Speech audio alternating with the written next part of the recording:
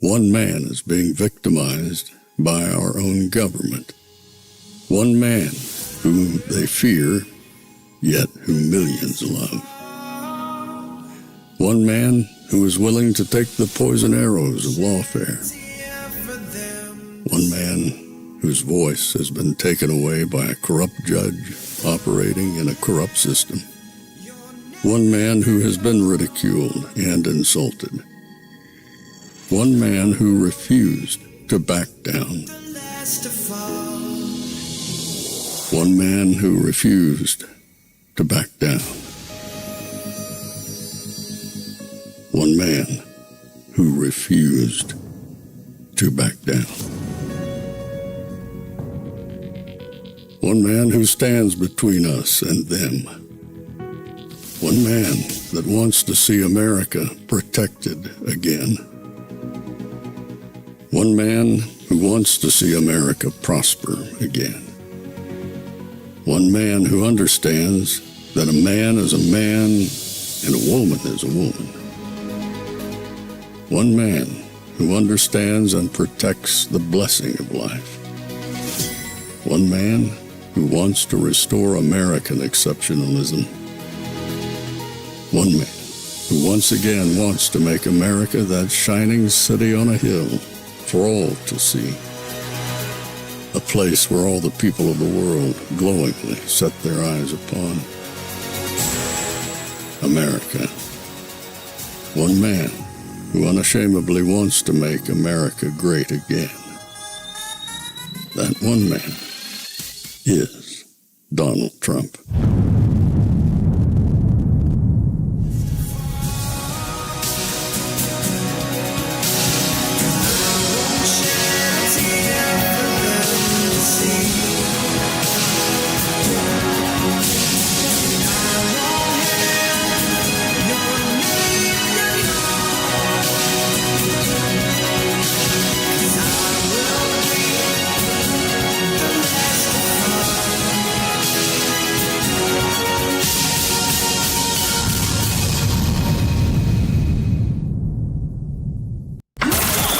This is Fanfare with Barry Cunningham.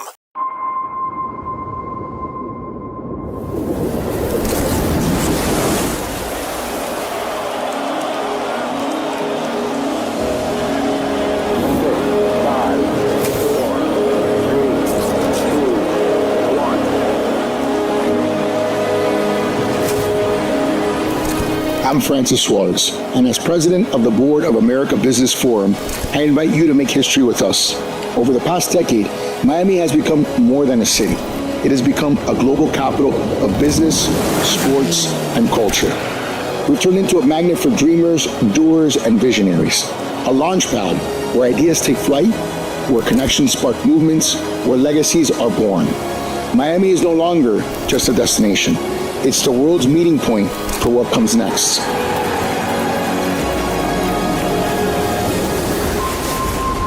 Dear President Trump, your leadership has redefined what it means to shape the future, not only for the United States, but for the world.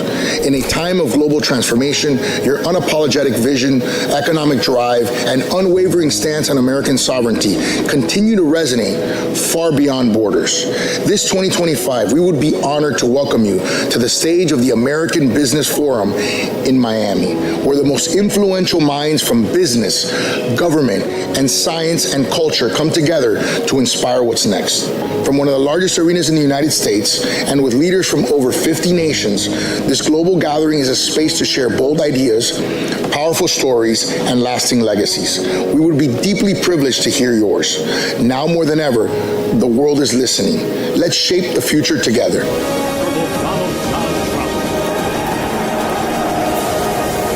This is your stage.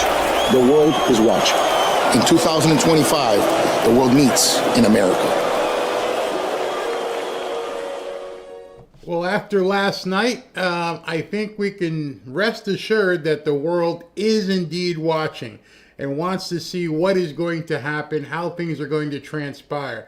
I find it very, very interesting that the day after Mamdani is elected mayor up in New York City, and people are wondering about the exodus and the departures, the very next day, November 5th, the day after the New York elections, there just happened to be a worldwide group of people that are convening down here in South Florida at something called the America Business Forum. Let that sink in. And what you just saw, that was the mayor of Miami, and he's talking about how Miami is turning into an absolute mecca. Maybe that's a bad word after seeing Mandami get elected, but a haven for global economists, for financial sectors, right down here in South Florida. What a perfect time. And it's not just financial. It's in the housing industry. It's the banking industry, which is financial. It's everything is centralizing down here in Miami. I can see it myself.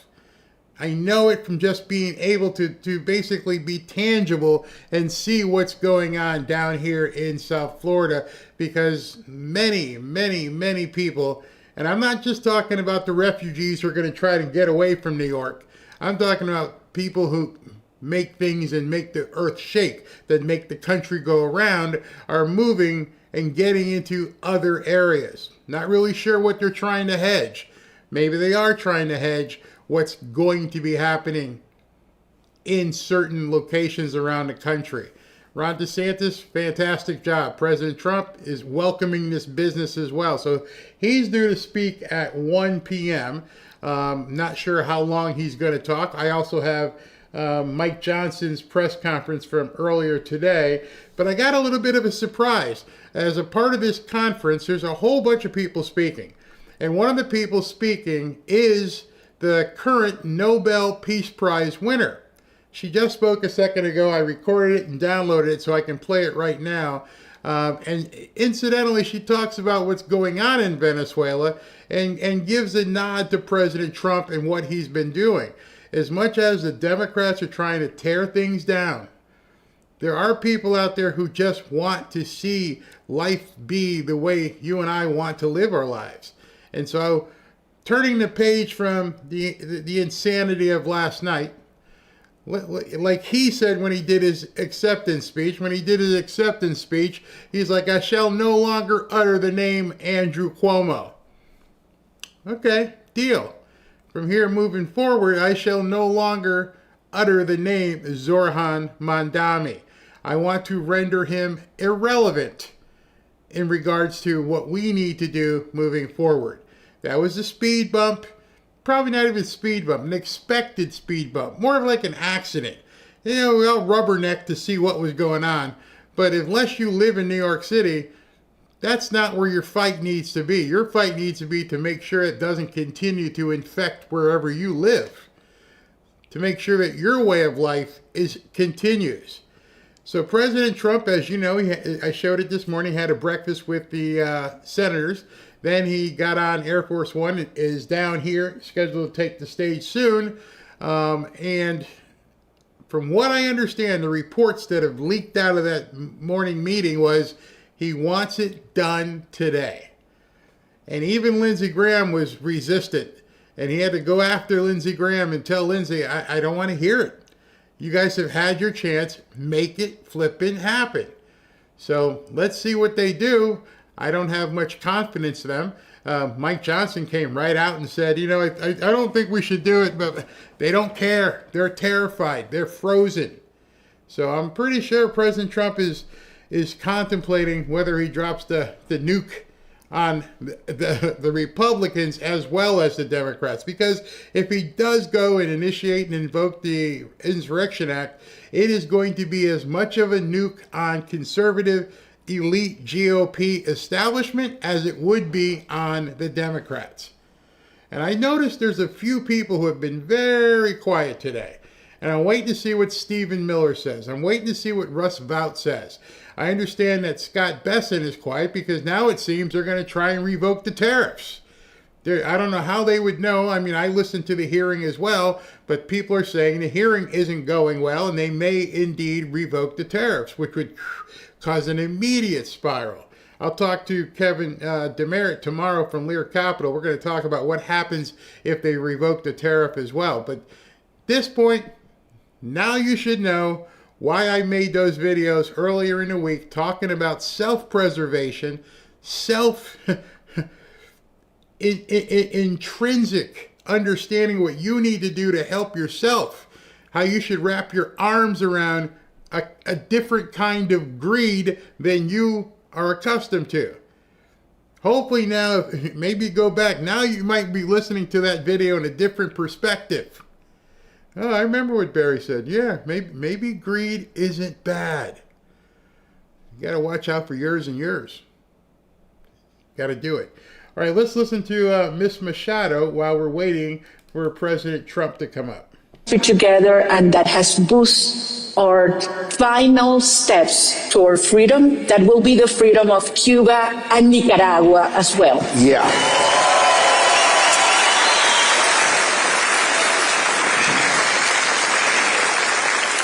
Your lips to God's ears. After so many years of struggle, you did the impossible. You proved to the world what many Venezuelans already knew for years, that the elections in Venezuela have been a fraud. You came with the receipts, and there is no longer any shred of doubt that Venezuelans are being held hostage by the Maduro regime. And on that note, I want to address some current events that are going on right now. President Trump has designated drug cartels as transnational terrorist organizations, TTOs. Currently, he's doubled the bounty on Nicolás Maduro to $50 million, and he's offered a significant military deployment in the Caribbean under an expanded anti-narcotics operation. What is your assessment of this strategy, and what impact has it had on the Maduro regime and the Venezuelan people? Yes, the impact has been monumental. I will address that. But regarding your first statement about what we, the Venezuelan people, did regarding our election, I want to make this a tribute to millions of citizens that organized when everybody told us it was impossible to win against this criminal structure and this fraudulent system. We knew we not only had to win, but we had to prove it. And in order to do that, we turned our movement into the most robust organization. Literally over 1 million volunteers organized all around the country without the regime understanding what was happening and what was coming. We had to smuggle Starlink antennas. We had to smuggle printers, laptops, scanners, not only to collect the tally sheets, but actually to digitize them. And in less than 24 hours after the election, the whole world was able to be, a witness of our landslide victory. So they had the arms, the power, the fear. We had the people, the truth. And guess who is going to win? So now, facing what you just mentioned. Oh, I think we lost your sound.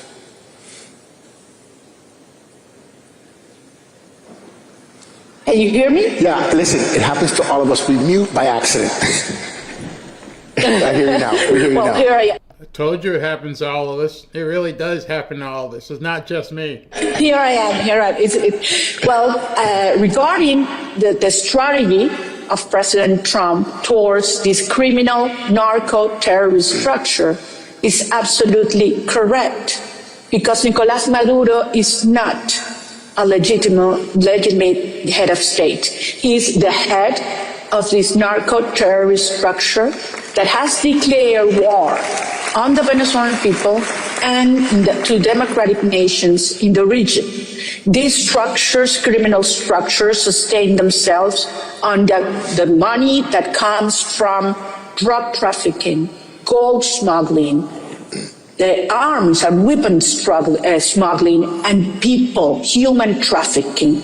And you need to cut those cash flows. And that's precisely what President Trump is doing to protect millions of lives of American citizens, Latin American citizens, and certainly Venezuelan citizens. Maduro started this war, and President Trump is ending that war.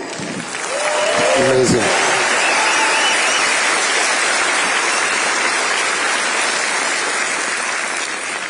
For those that may not know, can you explain the gravity of China, Russia, and Iran's incursion into Venezuela? How would you manage relations with these countries? This is a critical issue that all Americans, all people in the Americas have to understand.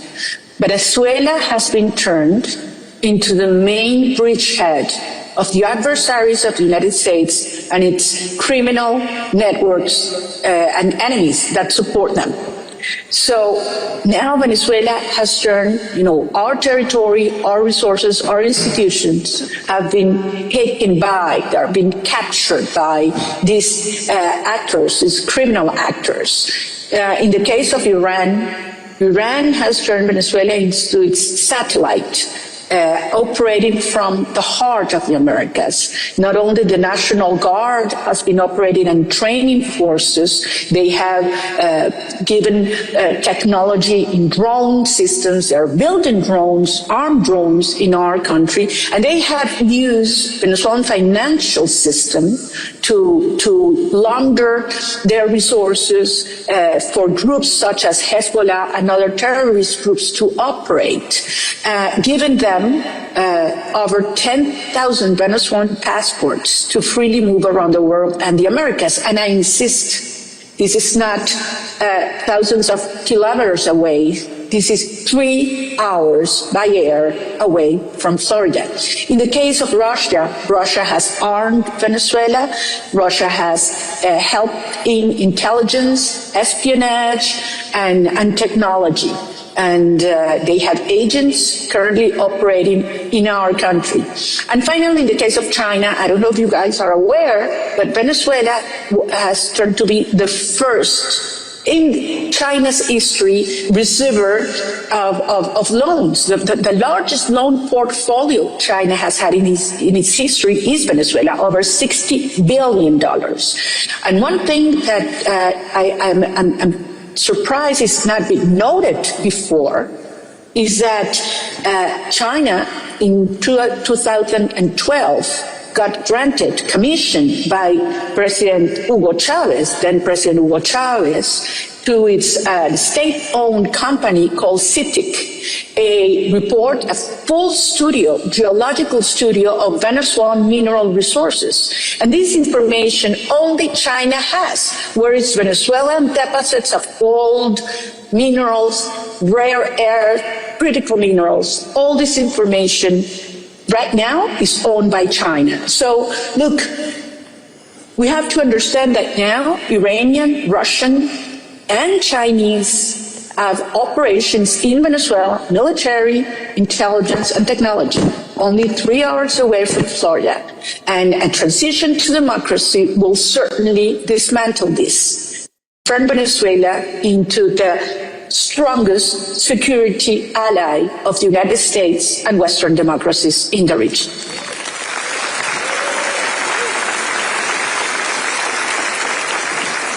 Fantastic.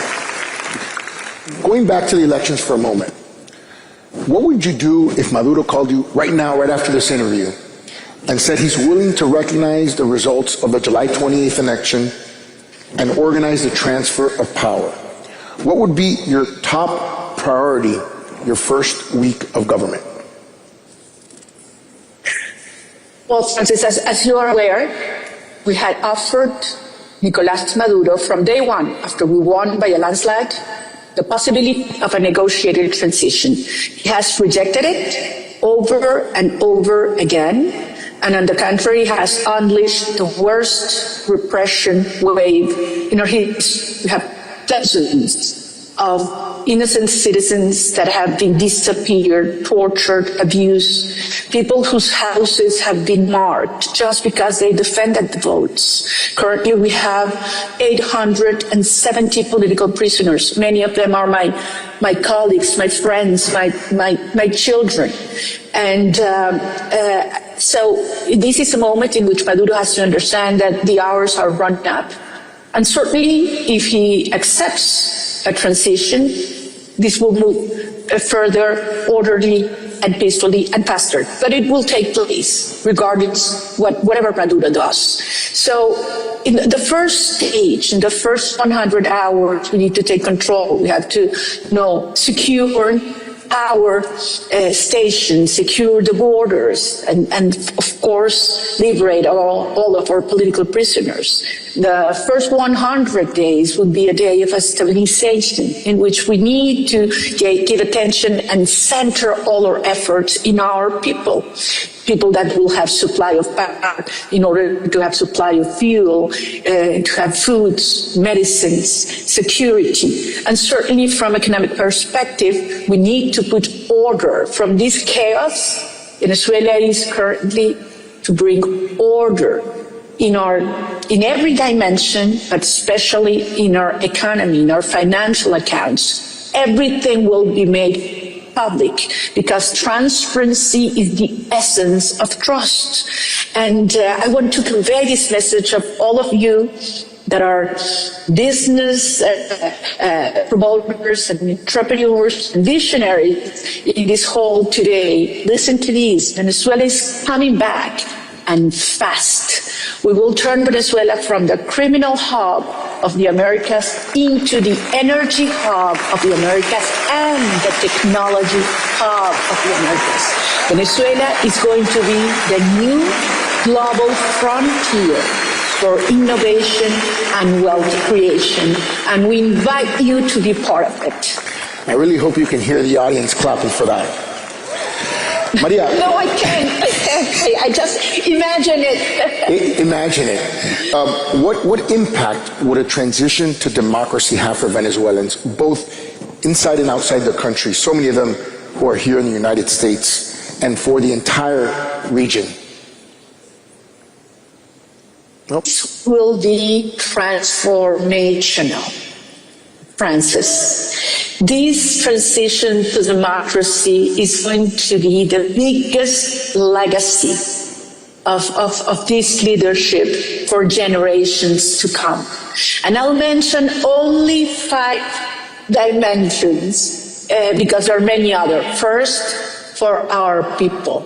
A country that has been suffering, torn apart, where children only go twice a week to schools because teachers are paid $1 a day, where 86% of our population lives in poverty. And yes, I'm talking about the country that has the largest oil reserves in the world. And that's what we're suffering right now. We will turn fear into hope and re-encountering the families. We will turn poverty into opportunity for all.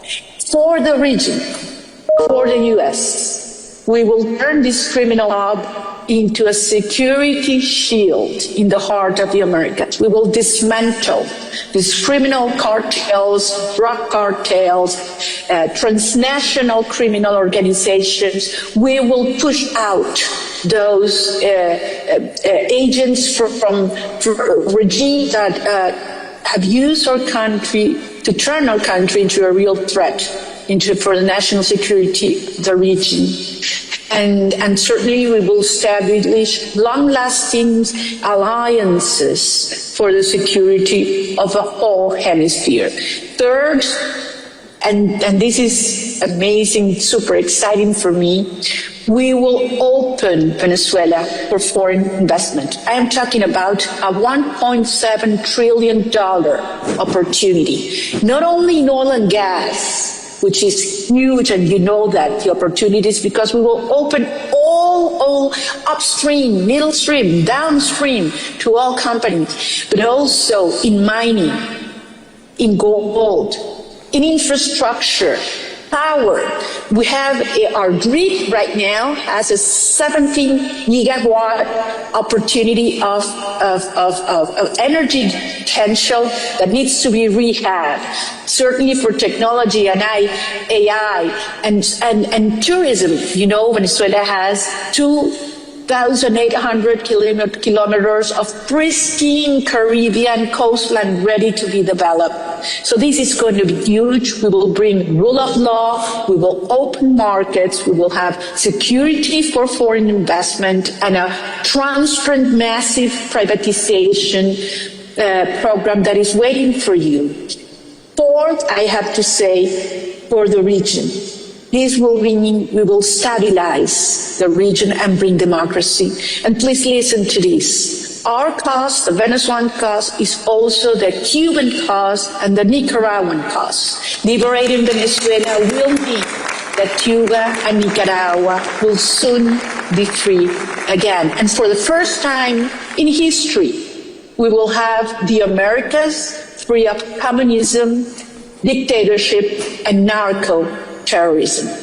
And finally, our people. You know that a third of Venezuelan population have been forced to flee our country. Almost 9 million Venezuelans. Many of them are there with you, and I want to thank you, because if there is one community I need to thank, it's the community of Florida, because you have welcomed them, and they are good, hard-working people. But we want them back. And as soon as Maduro goes, you will see hundreds of thousands of Venezuelan migrants coming back home. We want our children back home, and we will reunite Venezuela in a proud, prosperous country for that. Wow. So I just wanted to jump in for a second, because I've seen a bunch of the chats where people are talking about how she looks and her face looks plastic. Let me give you a little something that maybe I should have set the table with it to begin with. This woman has been in hiding for almost 2 years. The Maduro regime is trying to kill her. She represents the rebels, the people who want to take Venezuela back away from the dictator. She may be recording that video in a closet somewhere. Nobody knows where she is. And so I can't imagine if I was on the run and I had to do a video and I had to make sure nobody was catching my signal, so I had to bounce my Starlink off of 2 different locations and then do a video with the lights right up here in my face. Chill. She's not in a news studio. She didn't go to makeup and wardrobe and hair before she went on. This woman is risking her life by even being on camera. She won the Nobel Peace Prize ahead of Trump, and then everybody freaked out because she turned around and thanked Trump. She thanked him for everything that she's going through and how she's fighting the Maduro regime in Venezuela. So if her looks look a little suspect, it's because, one, it's going from wherever closet she's in to the stage in Miami and then back out to everybody else. So just cut her some slack. I mean, until you've done videos, until you've done especially live transmissions and things of this nature, you have no idea what you have to do. Like right now, I'm not in my daytime studio. I'm in what would be considered my nighttime studio, but it's daytime, and so the light is all freaked out because the sun is changing directions. There's a window over here, and the window is always going to bring in the light and the sun as it moves forward. It's not a closed environment. There are so many of these little things that I don't want to have to teach you about the editing and how lighting works. Focus on what she's saying, the substance of her message. Again, you can't hear the audience, but they're clapping tremendously for you. How would you go about restoring relationships with more challenging countries like Brazil, Colombia, or Mexico? Well, the situation is different with every one of them, but they will understand that we will bring rule of law and transparency above all. player in our region. We hope we can build strong, transparent, mutually beneficial relations with Brazil, not only in commerce, investment, migration, but also promoting democracy and rule of law in the region. Secondly, with Mexico, this goes beyond commerce. I want to show you for a second something that's going on outside the Capitol right now. Hold on. And we appreciated very much the chance to present our case to the Supreme Court. The justices asked tough questions, but fair questions, and very thoughtful ones. Our message today is simple. The Constitution, our framers, 238 years of American history, all say only Congress has the power to impose tariffs on the American people, and tariffs are nothing but taxes on the American people, paid by Americans. This case is not about the president, it's about the presidency. It's not about partisanship, it's about principle. And above all, it's about upholding the majestic separation of powers laced into our Constitution that is the foundation for our government. We thank the justices today for their extensive questioning in this case, and we look forward to the resolution. So these are the Democrat attorneys who are trying to overturn the tariffs and throw the tariffs out and just cast the country into chaos. So these are the people who are suing Trump to get the tariffs put away or taken off. It's sickening, disgusting. Across the country. Like all Americans, we are endowed with the right to take our government to court when it violates the law or defies the Constitution. In this case, it did both. These unilateral tariffs imposed without congressional authorization are unlawful. IEEPA does not permit the president to issue this kind of sweeping arbitrary tariffs at issue in this case. They're also unconstitutional.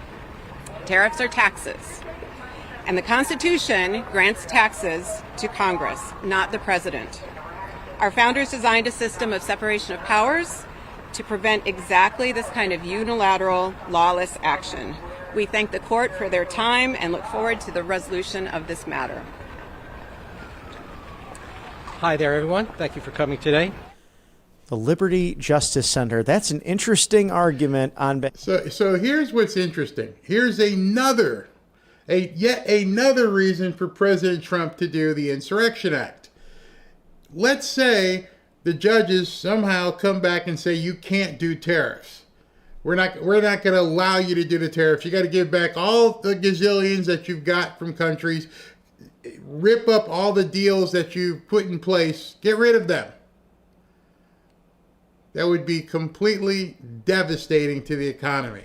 In an instant, it would probably plummet. It would probably crash. So, at this point, if he gets a bad ruling, that might just be another reason to invoke the Insurrection Act. It's getting kind of hairy.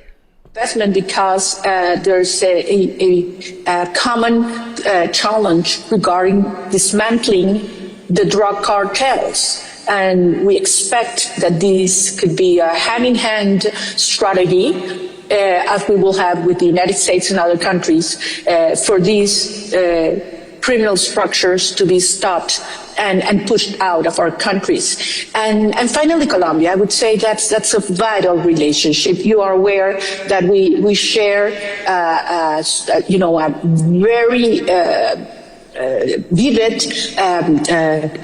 border that has turned into a gray zone where criminals operate freely. And the only way you can dismantle this corridor of drugs that comes from Colombia through Venezuela towards the U.S., the Caribbean, and Europe, the only way is from an alliance on both sides. Maduro so far has been the best supporter and part of the business of the Colombian guerrilla and the drug cartels. So we expect that we can work seriously with Colombia in order to dismantle these cartels and take state control on this territory. But I have to say, in the case of Colombia also, that Colombia has been the main recipient of our migrants, and almost 3 million Venezuelans live in Colombia currently, and they have been received as in their own homes, and they have been protected and integrated into the community and economy. And I want to thank what the Colombian society has done, and this has made us come further together. I mean, Colombia will never have peace until Venezuela is free. And our destinies are tied together. And my dream is I can go and stand in the Simón Bolívar Bridge that unites Colombia and Venezuela with my arms open, receiving thousands of Venezuelans coming back home. And that will happen soon, Francis, very soon. Wow. So we talked about your first week when you come back. What about the next 5 years? What's your vision for the next 5 years of Venezuela? Well, I will be with my family united and my loved ones in a free country. And I will tell you something, Venezuela will be the envy of the world. They would look and say, how did you do that? How did you turn a country in ruins into a beacon of hope, of prosperity, of security? I know many people feared that the destruction and devastation have been so huge in our institutions, in our infrastructure, in our resources, in our families, in our soul. But believe me, this has brought a country united as never before. We turned down the barriers the regime had built to divide us for racial or ideological or social issues. And the country is united around values, human dignity, freedom and love. And this, this urge, this need to bring our children back home. So Venezuela will turn into a country of prosperity that will be a living example of what citizens organize with their, will and genius to turn into a great nation that will also be a recipient of citizens that come all over the world because they want to invest, to create, to live their dreams in a land of grace.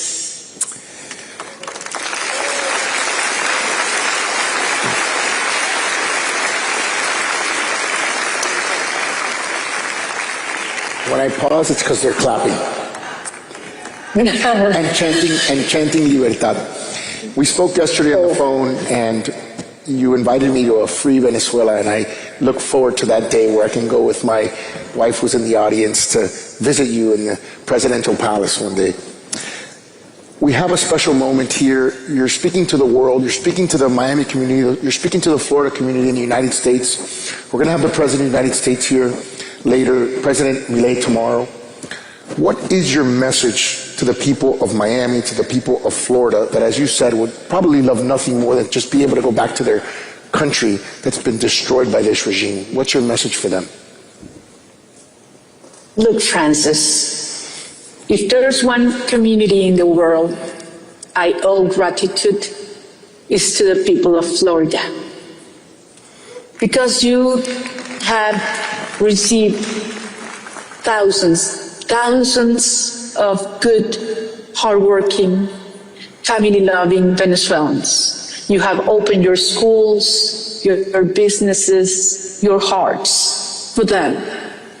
They have feel protected while we work together and fight for they've been able to come back.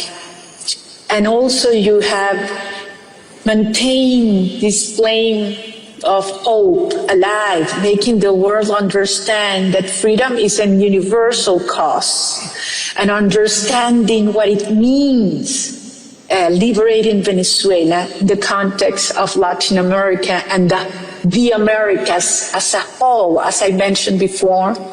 Once we liberate Venezuela, Cuba will follow, Nicaragua will follow.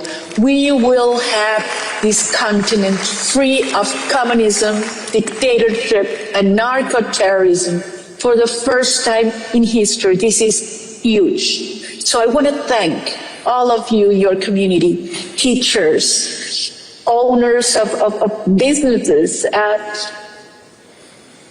journalists, and certainly your leadership, your political leadership. You have been a great friend, Francis, of our cause. I am so grateful to you.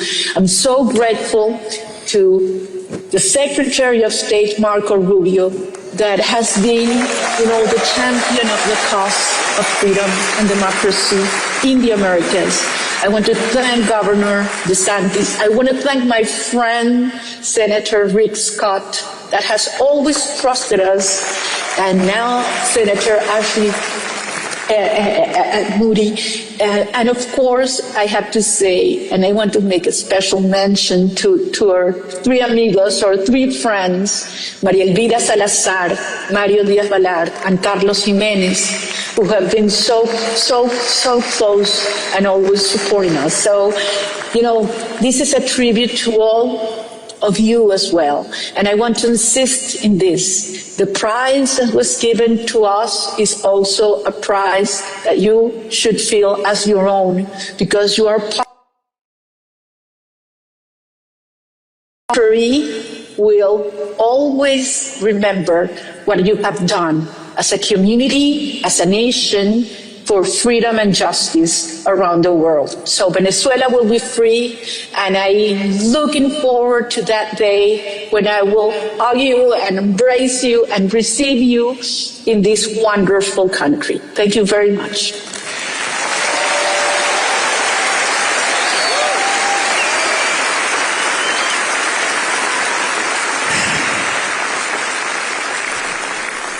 Maria Corina, thank you so much for your courage in doing this. We know you do this at tremendous risk to yourself.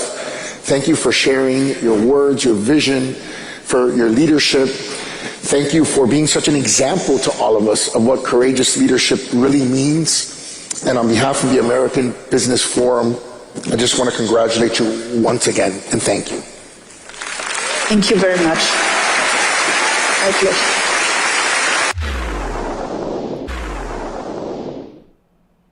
You guys have seen me talk about this MAGA red watch. Sometimes you buy a watch just to tell time, but this one tells a story. The Trump wristwatch, black steel band, bold, solid red face. It's sharp, it's strong, and it stands out. But more than that, every time you check the time, it's a little reminder the truth still matters. In a post-truth world where everyone's trying to spin something, this watch is like carrying a moral compass that points you back to what's real. And hey, let's be honest, it does look pretty good.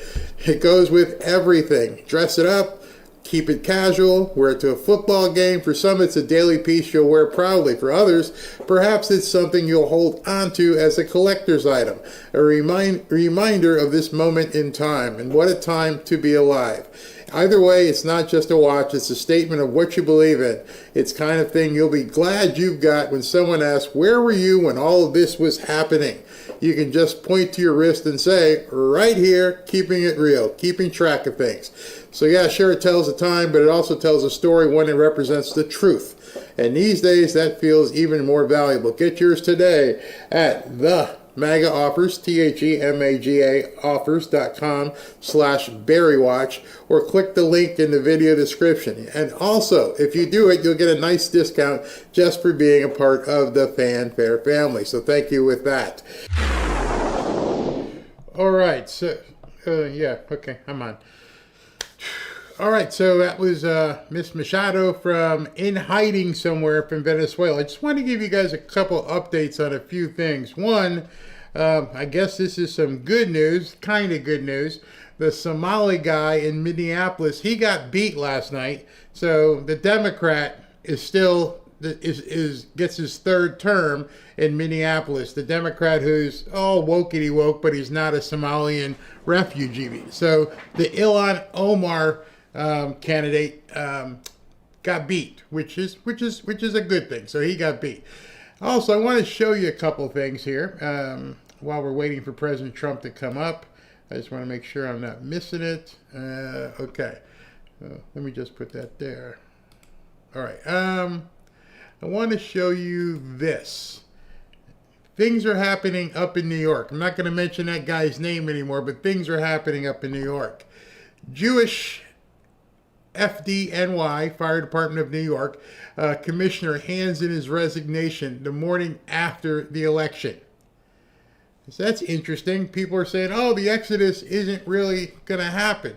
Well, the morning after, the fire department head decided to resign. So that's a big thing right there.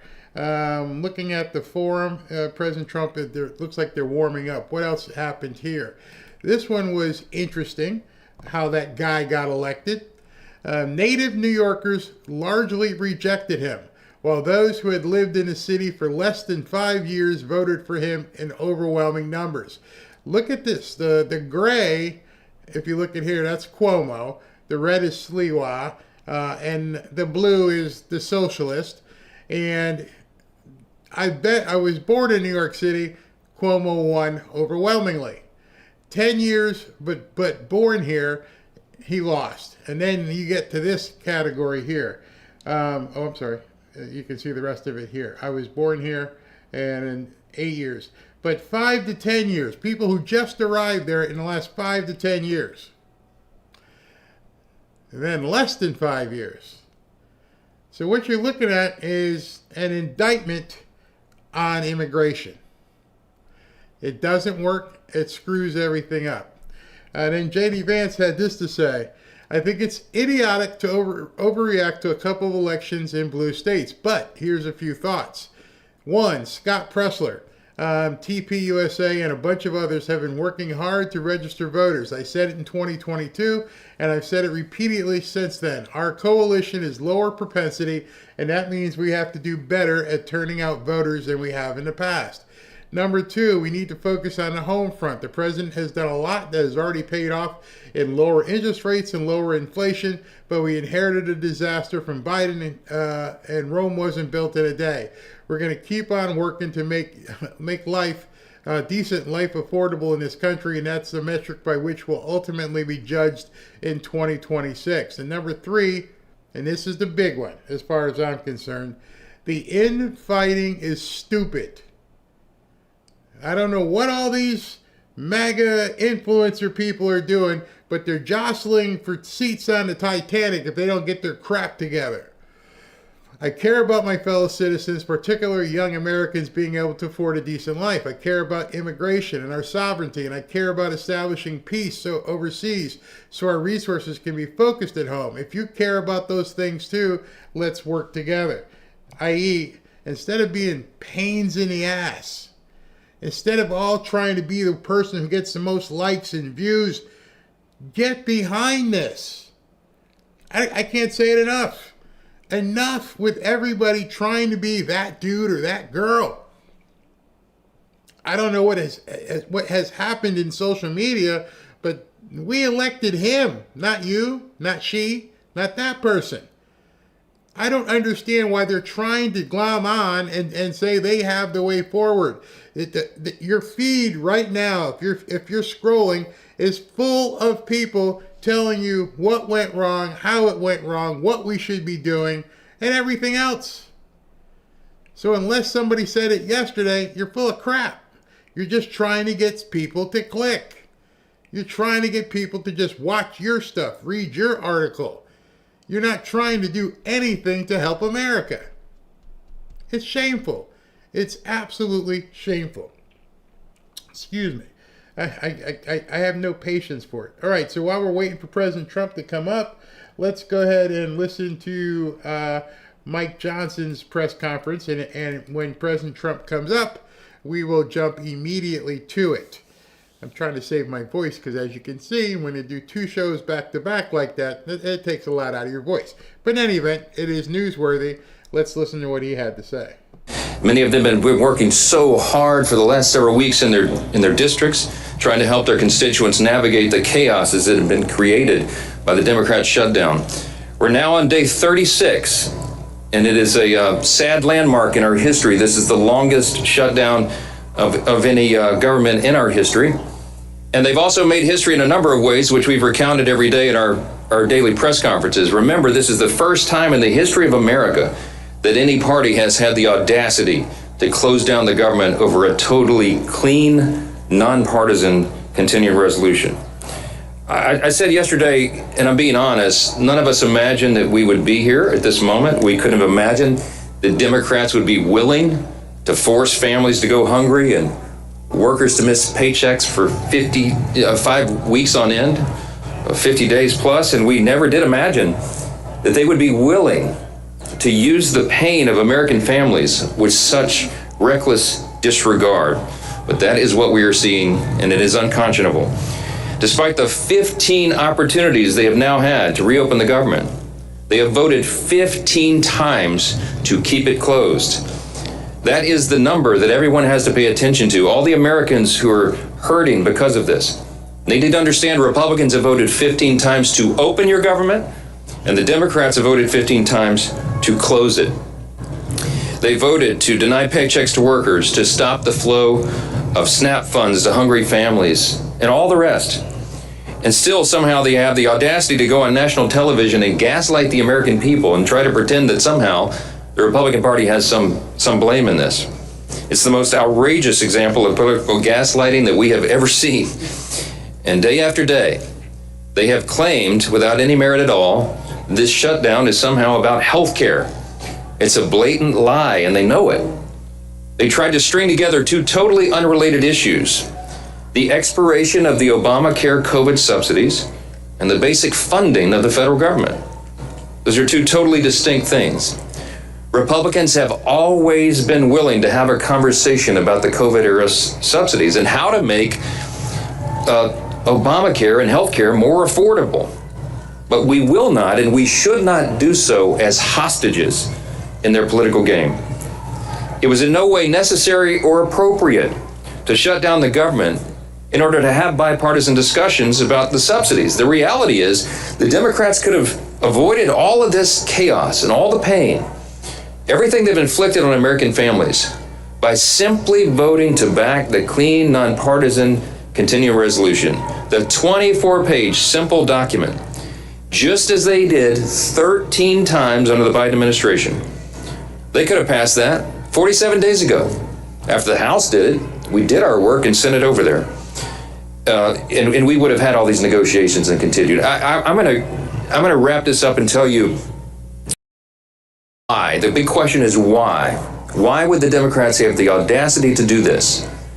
As we summarized so simply yesterday, and we will do so every day, they are motivated out of fear. The Democrats shut down the government out of fear. They have never been more afraid at any point than they are right now. They know, as we all do, what their own polls show. The leadership of the Democratic Party is the most unpopular with members of their own Democratic base.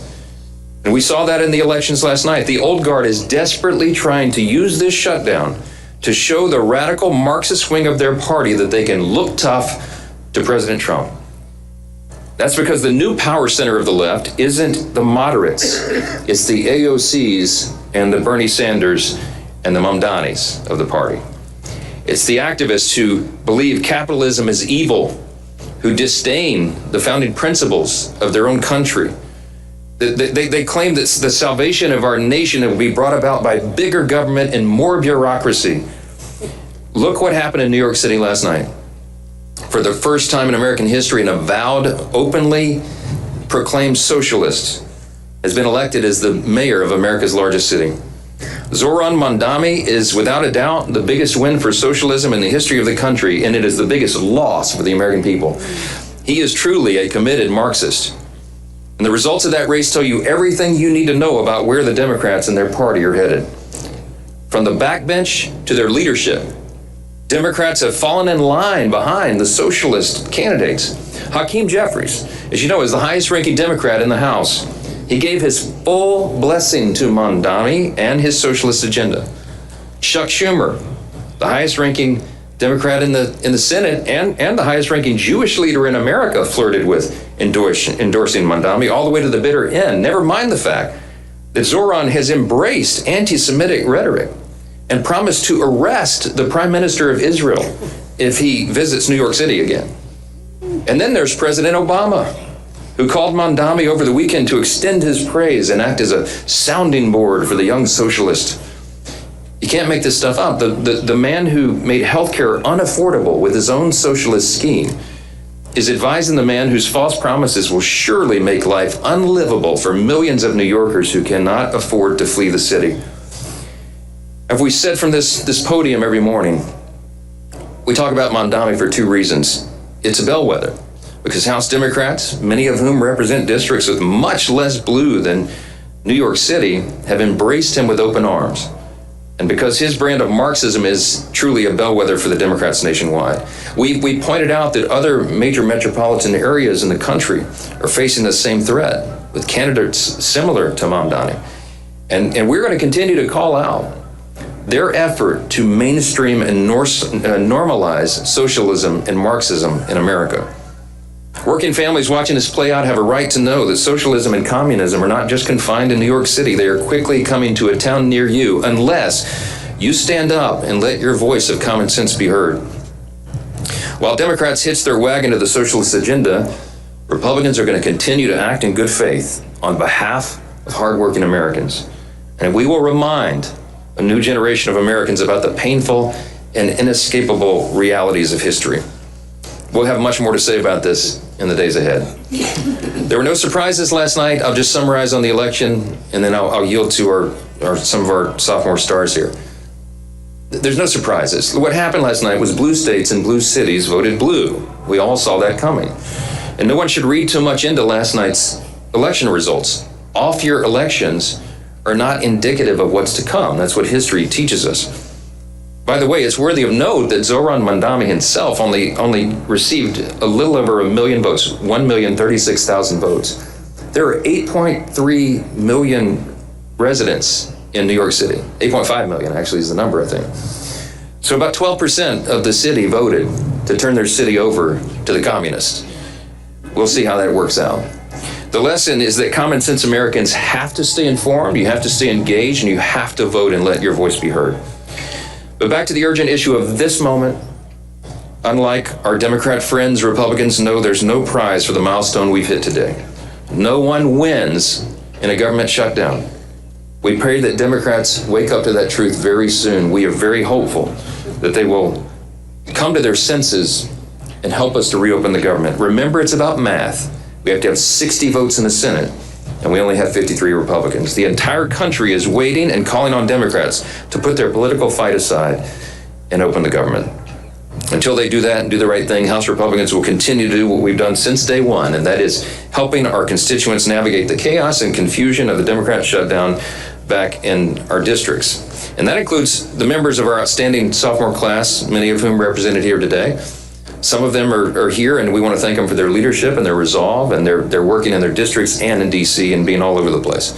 One of those leaders is Congressman Russell Fry, our sophomore class representative. He was the president of the freshman class, and so he still gets that distinction. He serves on our elected leadership committee. And I will tell you that Russell has been a strong voice for common sense, for conservative values, and we're truly grateful to have him with us today. Mr. President of the class, I'll turn over the podium to you. Thanks. Anybody?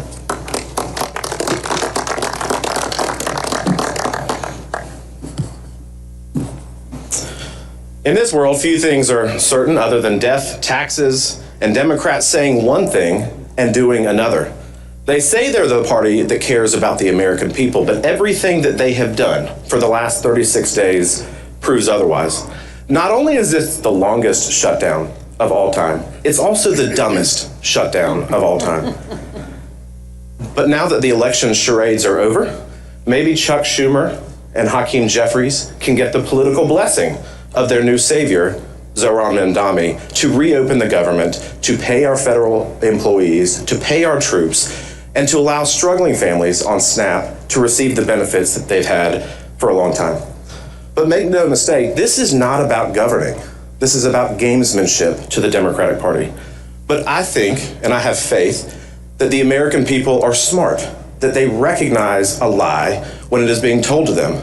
For years, during the Biden administration, we were told that the border was secure by the Democratic Party. The American people were told that the border was secure. It wasn't. For years, we were told by congressional Democrats that President Biden's mental faculties were okay, that he's never been sharper. That was a lie. And now we're told by congressional Democrats yet again that it is a Republican shutdown when we all know that the simple math is that you need 60 votes. So Chuck Schumer, I think it's time to call Zohran Mamdani and make sure that he's okay with reopening the government. They're holding the government hostage at the expense of the American people. I talked to a U.S. Marshal yesterday in the district in South Carolina. He is door dashing food and driving Ubers to pay his mortgage, to pay and feed his kids. I talked to a lady, single mother in Clio, South Carolina, last night. She receives food stamps. She's 100% disabled. She's unable to work. She relies on that assistance. And she is fearful about how she's going to feed her kids. She's traveling all the way into North Carolina to receive charitable contributions of food. That is the result of a Democrat shutdown. I talked to an elderly lady in Myrtle Beach, South Carolina yesterday. She has diabetes. She has shingles. She is unable to work. She is elderly. She needs that $88 to help bridge the gap at the end of the month so that she can eat. And she's fearful of what's going to happen next with this prolonged shutdown. For these people, these benefits are not a luxury, they're a lifeline. And it shouldn't take courage from them to band together and figure out how they're going to feed themselves. It should take leadership from the United States Senate to act and end this political charade. But that's what they want. They've told you from the beginning what this is all about. It's about leverage to them. It's not about the American people. It's not about the TSA agents who are still working, or the FBI or ICE officials. It's not about the military. It's not about the people in Clio, South Carolina, who rely on those SNAP benefits. It's about political leverage for them. And that political nihilism is malpractice for the American people. So these are the voices of South Carolinians, but they really echo, I think, what we all hear in our districts from the people that we represent. Right now, millions of Americans are all struggling because of this Democrat shutdown. And so to answer the question, I think, of what can be done, well, it's quite simple. The Democrats in the Senate need to do their job on behalf of the American people. House Republicans have already passed this. We will continue to put pressure on Senate Democrats to act, because at the end of the day, we care about the American people. We care about their struggles. We are not interested in funding illegal immigrant health care. We're interested in making sure that our troops get paid. So today, I echo what the Speaker has said for 36 days, and my colleagues. It's time to reopen the government and end the political gamesmanship. Thank you, Mr. Speaker. Thank you.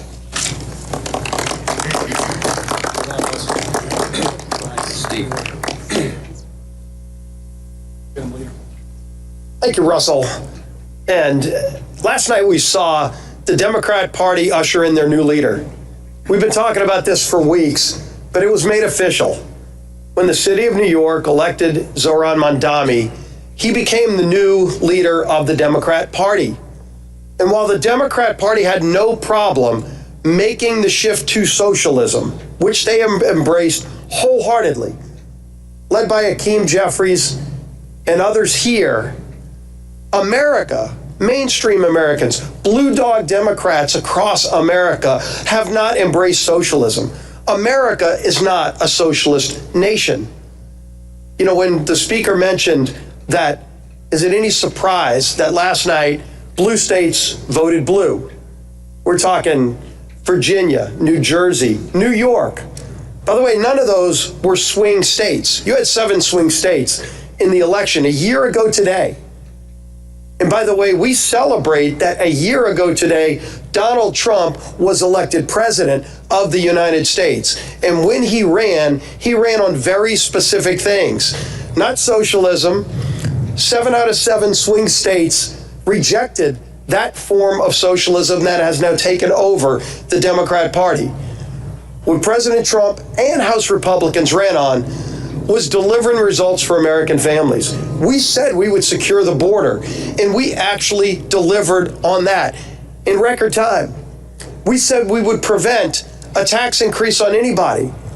Every American, no matter what income level you were at, you were facing a tax increase, in many cases a 30% or larger tax increase. We said we wouldn't do it. The Democrats bragged that they were going to raise your taxes. And the American people decided that, not New York City. The American people a year ago decided they didn't want a tax increase, and we followed through on that by preventing the largest tax increase on American families. Also by delivering no tax on tips, no tax on overtime for seniors, 85% of whom will not have to pay taxes on their Social Security income when you factor in the deduction. We delivered on that. Every Democrat, by the way, voted no, because Democrats don't want hardworking Americans to keep more of their money. They want socialism. And let's think about those hollow promises that Zoran Mandami talked about last night. Can anybody wait to see what those free buses are going to look like? I'm sure they're going to be incredibly safe and clean when you ride the free buses. Can anybody wait to see what those government-run grocery stores are going to look like? Shelves unstocked, expired food. I'm sure the friendliness of those employees that are government employees at those grocery stores. That's what socialism does. Socialism always overpromises and underdelivers. But should we be surprised? That's what Democrats up here in Washington have been doing for years. Does anybody remember the Inflation Reduction Act? Yes, that was a Democrat-created product that ushered in record levels of inflation. Where was the inflation reduction? They have no problem lying to the American people. Does anybody remember, by the way, the Affordable Care Act? Yes, that was Democrats only creating current healthcare law. The law of the land in healthcare today is Democrat-only created Affordable Care Act. That's anything but affordable. All we've seen is 80% increases in costs for families, record profits for insurance companies, but 80% increases on families. Democrats have never had a problem lying to the American people, overpromising to the American people, and never delivering the goods. And you contrast that with Republicans. Again, a year ago today, we ran on very specific things, and we've already, working with Donald Trump, ushered in a new level of American greatness. And it's not just here in America. We're finally starting to see that leadership around the world that we've been so desperately lacking when President Trump starts getting peace agreements in Middle Eastern countries and other places. It's about delivering on promises for the American people. And all we're seeing during this shutdown is Democrats scared to death of the Mandami wing of the party. They've said it. Some of them said it out loud. But they have exercised it in their votes. They voted time and time again to keep the government shut down, knowing they're inflicting suffering and pain on the American people, admitting that they're using that suffering to try to get leverage. They still can't tell you what the leverage is for. Leverage for what? To go boast to the socialist Mandami wing of their party that they're fighting Donald Trump, who was elected not by the people of New York or New Jersey or Virginia, but by a majority of Americans, 77 million Americans, 7 out of 7 swing states, running on very specific things that President Donald Trump and this Republican majority have continued to deliver on. We're going to keep delivering wins for the American people, and Democrats will continue to give the hollow promises of socialism that come along with the failures of socialism that it truly delivers for people. And yeah, people in New York, when they realize how bad socialism is, they can just leave like they've been doing for years. They can move to states like Florida, to Texas. They can even come to Louisiana. But if they ruin America, if they're able to take hold with socialism in America, where else are people going to go? There is no plan B to this great United States of America, and we're not going to let socialism take over in this great country. With that, I bring up our web. Tom Emmer.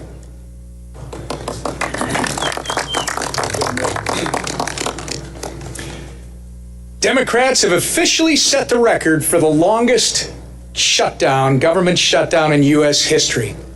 And each day that their needless shutdown drags on, the consequences get more and more severe. Yesterday, Transportation Secretary Sean Duffy said they might be forced to close certain parts of the airspace if the Democrat government shutdown continues into next week. Remember when one Democrat aide remarked that the party will not concede short of planes falling out of the sky? They weren't kidding. They are prepared to prolong the pain that they've inflicted on the American people. 7th President of the United States, Donald J. Trump. Wow, what a nice group. And I love Miami. I love to be with the people. Many of you are not from Miami, but that's okay too. And I'm thrilled to be back in magnificent Florida, Miami, Florida, with thousands of incredible business leaders and true American patriots. That's what you are. We're gathered today on the one-year anniversary of the single most consequential election victory, they say. This is them, this isn't me. I'm a very modest person. I would never say this. The single most consequential election victory in American history. It's possible. I mean, it's possible. We've done a lot.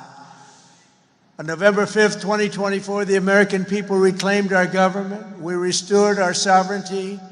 We lost a little bit of sovereignty last night in New York, but we'll take care of it. Don't worry about it.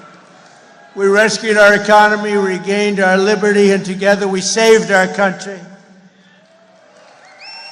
On that magnificent night, 365 days ago, you know, I was with a group of very important people, and they say, think of it, last week, just last week, 6 days ago, 7 days ago, they said, you were campaigning 1 year ago. I said, no, it felt like I've been in this position for so long. And it's right. At that point, 1 year ago, I was actually campaigning. We did the McDonald's shot. Remember the McDonald's shot? We did the garbage truck shot. And actually, the McDonald's one was the biggest hit in the history of Google. Can you believe that? Number one, the garbage truck did well, but not as well. I guess there's something about McDonald's, right? But it worked, and we won a tremendous election. We won all 7 swing states. We won the great state of Florida, by the way, by 1.4 million votes, which is unprecedented. Biggest victory ever in Florida, including an 11-point victory right here in a place called Miami-Dade County. We won the popular vote for the first time of any Republican in many decades. We won the Electoral College 312 to 226. And we won 86% of the counties in America. That's a big one.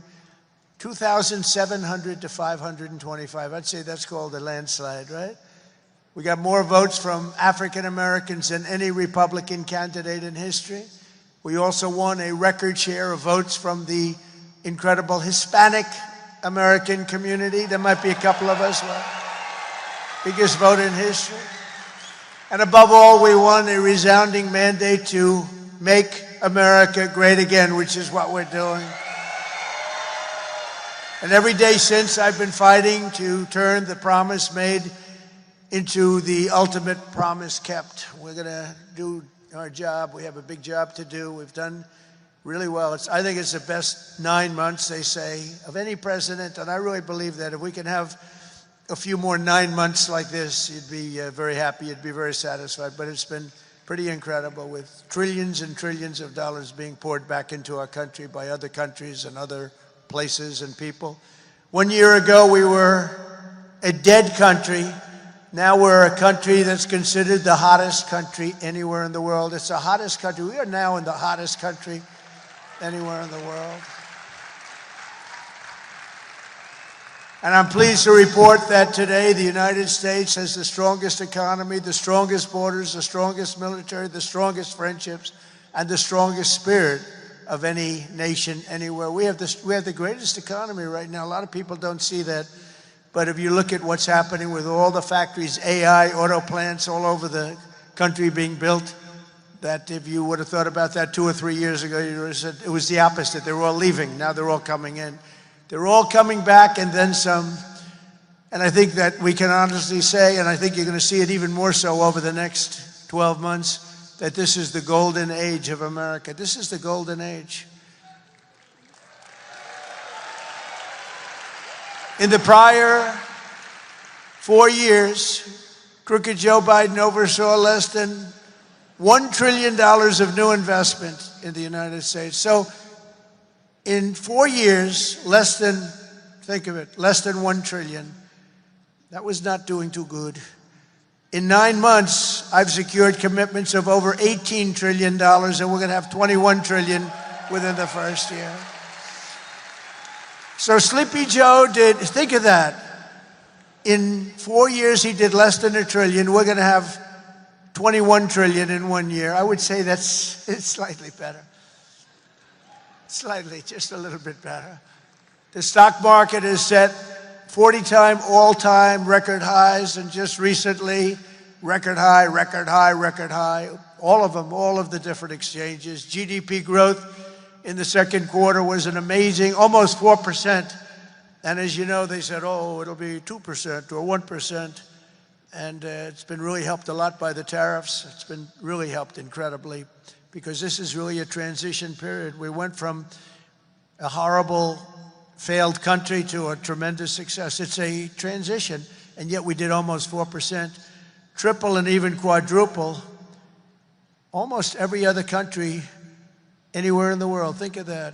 In the third quarter, we're on track to achieve an estimated 4.2, maybe more, who knows. I think if you go a couple of years out, you're going to see numbers like you've never seen, because all of these places that are now under construction, they're being built, they're going to be open, and thousands of jobs, hundreds of thousands of jobs are coming in, even building them.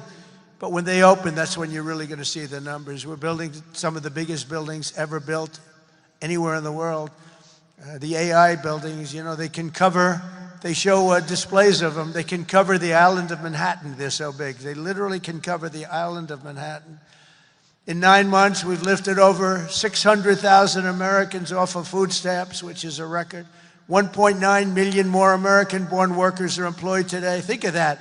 Almost 2 million American-born workers are employed today, more than when I took office. That's 9 months ago. Can you imagine that? And I tell Republicans, if you want to win elections, you got to talk about these facts, you know. It's really easy to win elections when you talk about the facts. And we have more people working now than at any time in the history of our country. Right now, we have more people working. These are things you have to talk about. It doesn't just happen. You got to tell them. It's wonderful to do them, but if people don't talk about them, then you can do not so well in elections. Wages for workers are rising at the fastest pace in over 60 years. Those are workers, and that's what we love. We love the workers. Since I took office, wages for the typical factory worker are up $1,300. Construction workers' pay is up $2,200, and miners are up nearly $5,000 this year alone. And that's good, because it's not, you know, such an extra cost to the company. It really isn't. Somebody would say, oh, what's going to cost more? The fact is that they're doing such business like they've never done. You're going to start seeing numbers coming out very soon that are going to blow your mind. Under Biden, we had the worst inflation in modern history. We had inflation that was so bad, costing the typical family about $33,000 over a period of time. Their policies send food prices up 23. They come in, you know, when I first came in, I was in for 3 days, and one of the fake news members, they're all back there. That's a lot of press. Fake news. They said, egg prices are through the roof. I was there for 3 days, and this maniac, this lunatic person, happened to be a woman. Sir, what are you going to do about egg prices? And they'd gone up like 4 or 5 times. I said, well, you just told me it has a problem. And people weren't buying Easter eggs. You believe it? I said, we're buying Easter eggs for the White House, for the egg hunt, the famous egg hunt.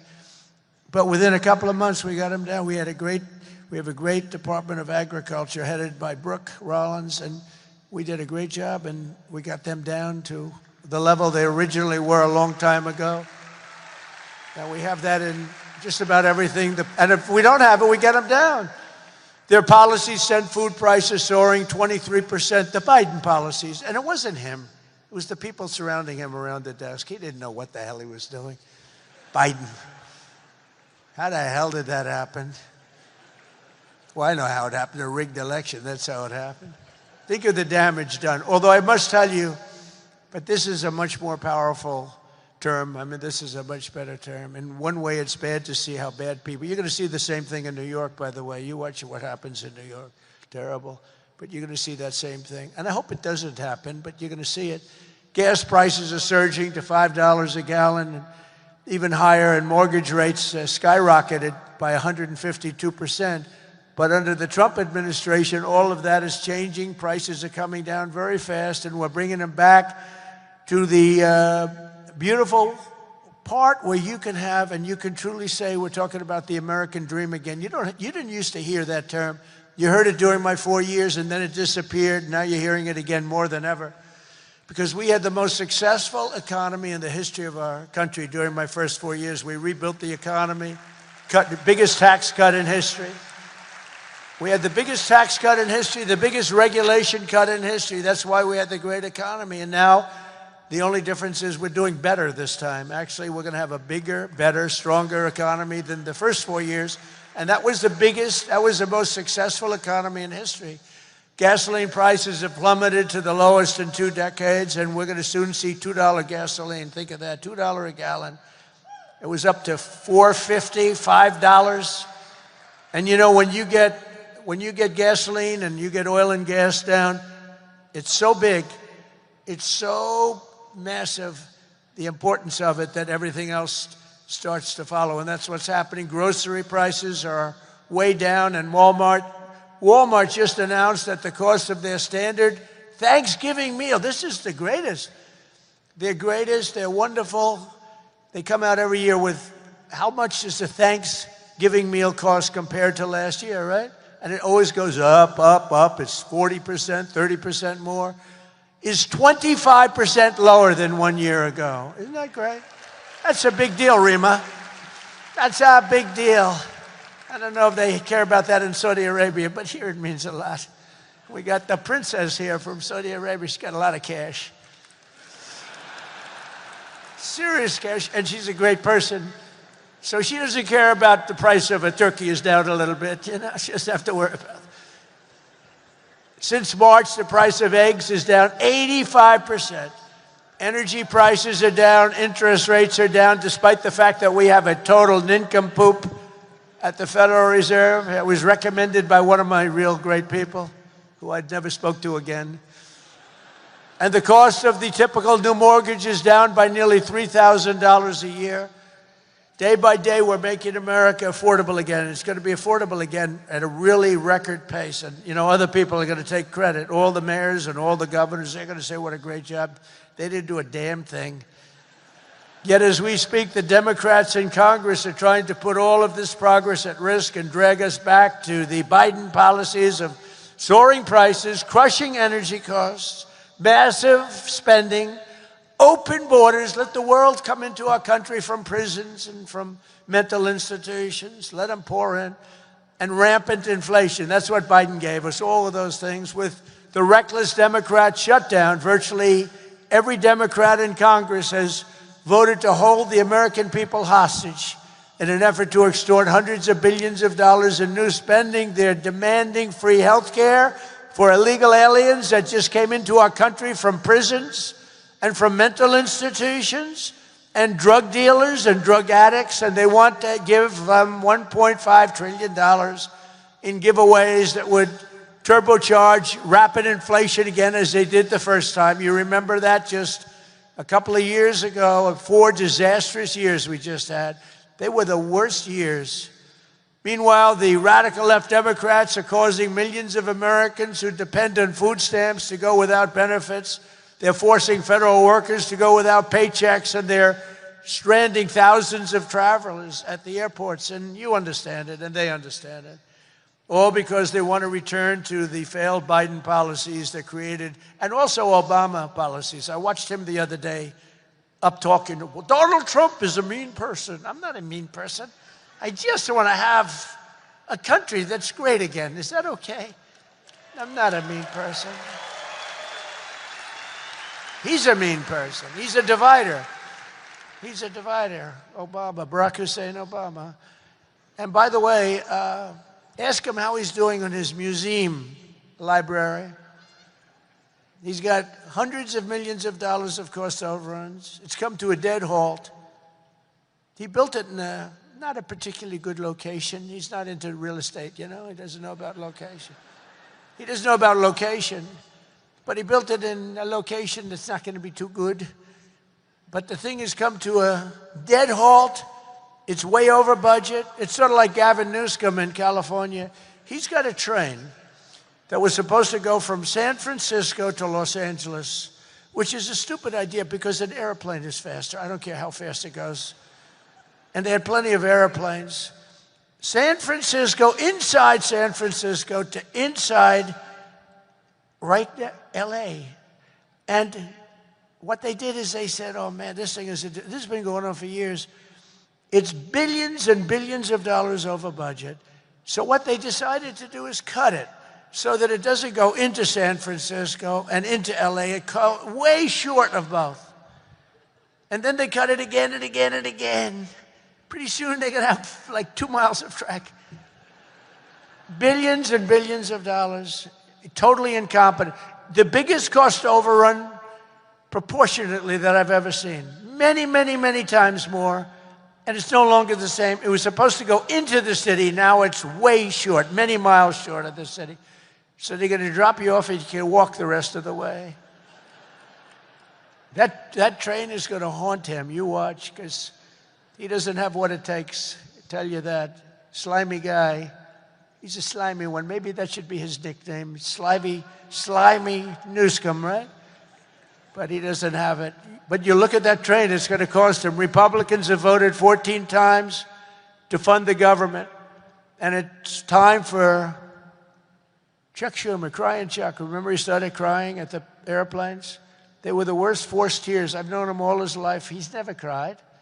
But he broke down in tears. He was so devastated. He didn't know why he was crying, but he just thought it was good to do. His people told him this was a good time to cry. Crying Chuck. But it's time for Chuck Schumer and the radical Democrat Congress to stop playing games with the people's lives and to pass a clean funding bill that they've done 30 times before. And to reopen government immediately. Just reopen it. They don't like it to be reopened because we're setting records. They think actually, I don't think anything's going to hurt. We are so strong now that I'm not sure that anything's going to hurt. But it would be good to open it up. Take care of the people with jobs that aren't going to get paid and aren't getting paid.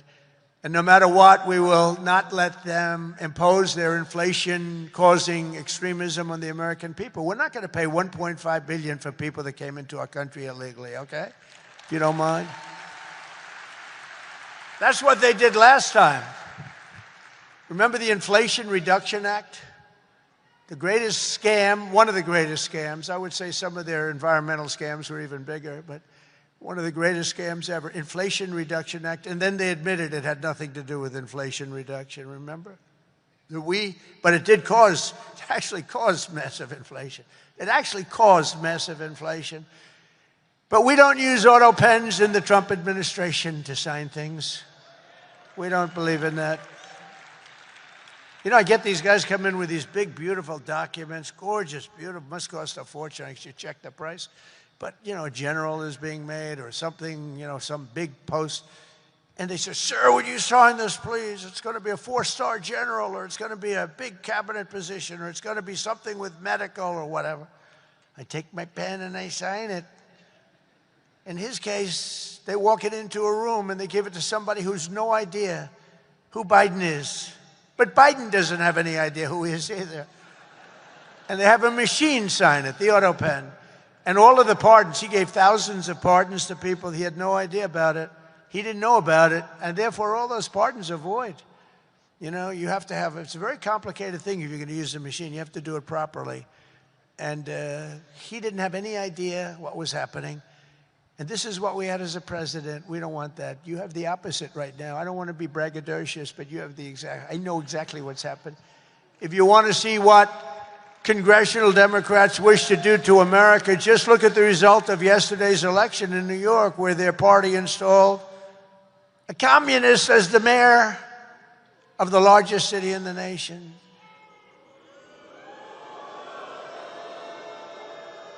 Remember, I've said we will never have a socialist elected to any post in our country. I used to say that, and I was right. We skipped socialist and we put in a communist instead. That didn't work out too well. But as I've warned for many years, our opponents are hell-bent on turning America into a communist Cuba or socialist Venezuela, and you see what happened to those places. For generations, Miami has been a haven for those fleeing communist tyranny in South Africa. I mean, if you take a look at what's going on in parts of South Africa, look at South Africa, what's going on. Look at South America, what's going on. You know, I'm not going to, we have a G20 meeting in South Africa. South Africa shouldn't even be in the G's anymore because what's happened there is bad. I'm not going. I told them I'm not going. I'm not going to represent our country there. It shouldn't be there. Take a look at what's happening in different parts of South America. Take a look at what's happening in different parts of the world. But now the Democrats are so extreme that Miami will soon be the refuge for those fleeing communism in New York City. They flee.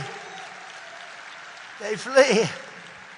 Where do you live? New York City, but I'm trying to leave because I don't want to live in a communist regime. I hope it works out for New York. I love New York. I love New York. When I left New York for the White House, it was good, except we had, you know, the telltale signs of trouble because we had a guy named de Blasio. Do you ever hear of him as mayor? He goes down as probably the worst mayor in history. Then he went to Harvard to teach government. Do you believe it? They took de Blasio, and they took that mayor from Chicago, the woman, the one that gets her hair done very expensively, right? Beautiful hair. She got beautiful, luxuriant hair. And they took her, and she's teaching at Harvard. They're teaching government. And then you hear about Harvard. We're trying to work a settlement with Harvard right now for about, like, a lot of money. I won't tell you what, but you'll be reading about it pretty soon.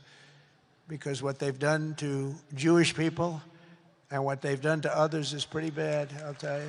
It's pretty bad. Going to cost them a lot of money. After last night's results, the decision facing all Americans could not be more clear. We have a choice between communism and common sense. Does that make sense to you? Common sense. It's common sense or communism. And you know, you take a look back 1,000 years, it hasn't worked. If it worked, we'd be using it, I guess, but it hasn't worked. Our opponents are offering an economic nightmare. We're delivering an economic miracle. We have delivered in 9 months, this is an economic, the biggest investment of funds in a country in history by many times. That's good. They want higher spending for government and illegal aliens. We want bigger paychecks for American workers and American families, and that's what we're delivering. You see that. They stand for crime and chaos and corruption. We stand for law and order and justice. Also strong borders. Boy, do we have strong borders. They put America last. We put America first. We put America first. And as long as I'm in the White House, the United States is not going communist in any way, shape, or form. We'll stop it. We're going to stop it. Stop this nonsense. You know, I said they were voting last night. You could have a communist or a thug. A communist, and they took the communist, you know.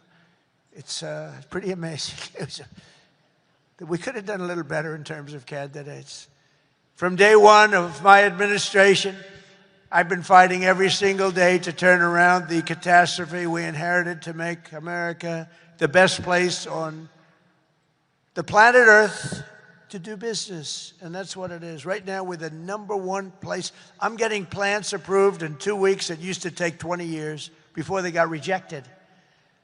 You'd have young people start off. Their whole business was getting a certain plant accepted. 22 years later, they're ready to retire, and they haven't gotten it.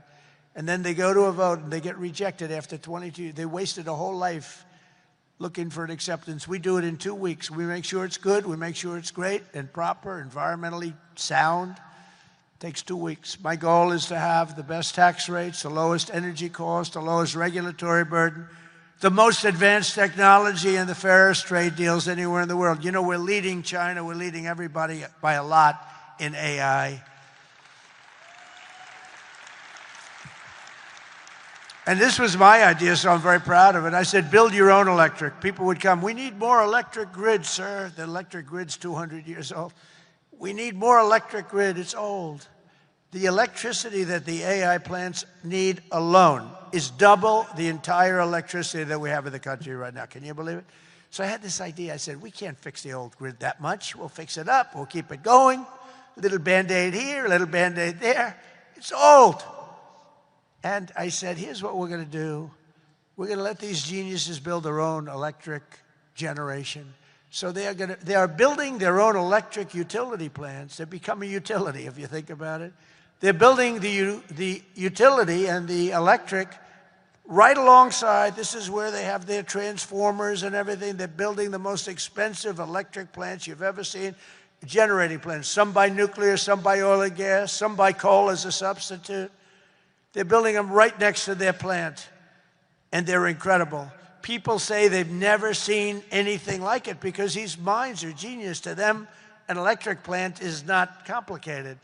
To them, an electric plant is better than the people that produce electricity, although Florida Power and Light is doing a lot of plants for people. They're pretty advanced, I have to tell you. But they're building their own juice next to the plant. Isn't that sort of a cool idea? And you know, when I first proposed that, they came into my office with, you know, they have unlimited money, but they were trying to figure out how they can build it because they had no electric of any consequence.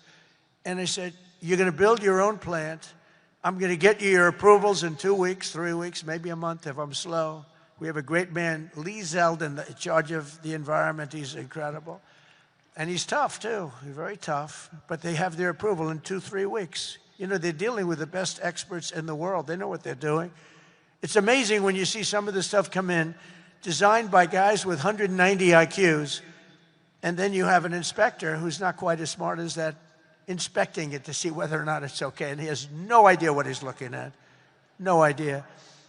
But I said, you're designing your own electric plant. And they didn't believe it. They come in 2 weeks later, they say, the biggest problem is electric. I said, you can design your own plant. And we're going to have your approvals within 2 to 4 weeks. And they said, he's really serious about it. They thought I was kidding. It was so good, they couldn't believe it. They'd leave and they couldn't believe it. It took me 2 or 3 times to say it. Yeah, they're designing their own electric plants, and it's unbelievable. And then they're going to sell their excess electricity back into the grid. So we benefit in that way, too. In July, I proudly signed into law the largest tax cuts in American history. Now, that's the second time. I did it the first time, but these are even larger, the great, big, beautiful bill. And that includes no tax on tips, no tax on overtime, no tax on Social Security for our great seniors, no tax on Social Security. I wonder which is the most popular of the no tax on tips. You know, I was in Nevada, in my building in Las Vegas, and I had this beautiful young waitress come up to me. I never talk about beauty anymore because politically, if you mention somebody's beautiful, that's the end of your political career. So I don't mention that she was beautiful, but she was beautiful. And she came up and I said, how you doing? Oh, sir, I'm not doing well. The government is horrible on tips. I said, really? How do they tax? They tax tips? They tax us and they go after us. I've never seen anything like it. It's made my life miserable. Sir, there should be no tax on tips. She said to me, no tax on tips. I said, say it again. She said, sir, there should be no tax on tips. So we had a lot of the fake news waiting for me outside of the restaurant. So I went out and I said, ladies and gentlemen, I have an announcement to make. there will be no tax on tips. That's how it all started. And I won Nevada. Because, you know, in Nevada, every job is basically, you know, you're a waitress or you're working in a hotel. No, that's how it started. So it was amazing. We won Nevada easily, which is usually not a stronghold for Republicans, but it's become a stronghold. So I want to thank the waitress. She did a great job. But when she said those words, sir, there should be no tax on tips, it's amazing. Somebody else would hire a consultant, pay them millions and millions of dollars. They'll come back and they'll say, sir, I think you should absolutely tax tips. And you'll lose the election. But we also have 100% expensing for all new factories, plants, and equipment, so your businesses can write it off all in 1 year, and that's a lot of jobs you're doing and producing. That was, to me, the biggest thing in the first bill. But this is even better because this goes for a 10-year period. Upon taking office, I signed an executive order requiring that every one new regulation, every time we issue a new regulation, think of this, 10 old regulations must be eliminated simultaneously. So if we give you one, you get rid of 10. And so far, for 9 months, we're exceeding that. And it's 30 to 1. For every new one we give, they're getting rid of 30 old, broken down regulations. And we've slashed nearly $1 trillion worth of regulatory burdens. We have regulations that are so old and nobody uses them, but they stymied a lot of production, a lot of jobs.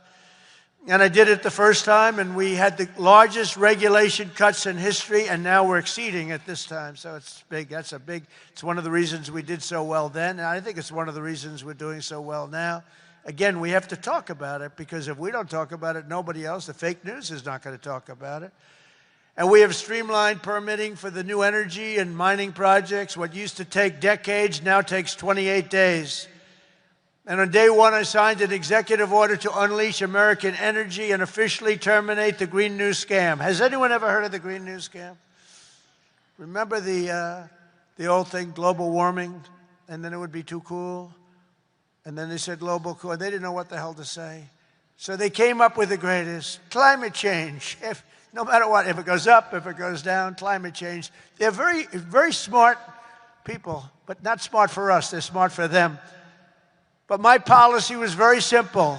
Drill, baby, drill. We're drilling like crazy right now. And to curb inflation, we've slashed the size of government for the first time in years, and we're waging total war on waste, fraud, and abuse like we've never done before. Since January, 100,000 bureaucrats have left the federal payroll. Government spending is down 2.5% this quarter compared to 1 year ago. Think of that. And in stark contrast to last administration, 100% of all new jobs created in America under my administration have been created in the private sector. 100% of the jobs have come from the private sector. Otherwise, you don't have a country. I mean, I love government workers, but if you have all government workers, you don't have a country, do you?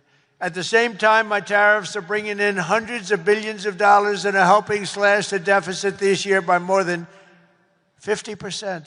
Did you see the numbers? We're going to be down 50%, anywhere from 25 to 50, but closer to 50%. Who would think of that one? Those are big numbers. Now, take that out 2 or 3 years. To embrace a vital industry here in Miami, I've also signed historic executive orders to end the federal government's war on crypto. Crypto was under siege. It's not under siege anymore because it's a big industry. It's a big industry, and I have a lot of people that are great people, great business people. They're in other businesses, but they're in crypto too. And it takes a lot of the pressure off the dollar. It does a lot of good things, but we're into it. Biden was vicious on crypto. They were going after these crypto guys. It was terrible. They were under indictment, but I got indicted too. I made a phone call. Congratulations on your victory. He made a phone call. Let's indict him. These people are the worst. Then they say, he's gone after Comey. They indicted me. They impeached me. They did everything. It's unbelievable. Who the hell else could have taken that? Do you guys know anybody else that could have taken it? I don't think so. A lot of people say, you're the only one could have taken that. I don't know if that's true, but there aren't too many. We're making the United States the Bitcoin superpower, the crypto capital of the world, and the undisputed leader in artificial intelligence. We're leading China by a lot. And don't forget, if we don't do the crypto properly, China wants to do it. They're starting it, but they want to do it. Other countries want to do it. If we don't do it, it's a big industry. We're honored to be joined today by a man who has been a true champion for many of these bold policies. He really has. He's been a great guy. He was a little late in his endorsement of me, I'll be honest with you. He endorsed me. You know, these guys that endorsed me after I won, I don't know. Sir, I'd like to endorse you. No, I won the election. No, he's a good man, actually. I've known him a long time. He's helped turn the area into one of the hottest markets in the country and one of the greatest cities in the world. Miami Mayor Francis Suarez. Please, Francis, come up, please.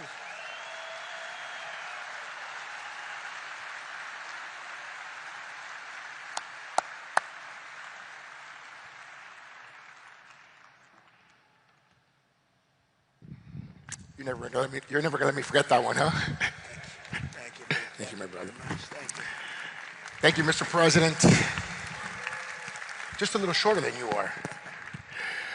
Oh, it's truly a great honor to be here with you this afternoon and to have you here once again in the great city of Miami. Your leadership and your vision have shaped not only our nation, but also the future of our city.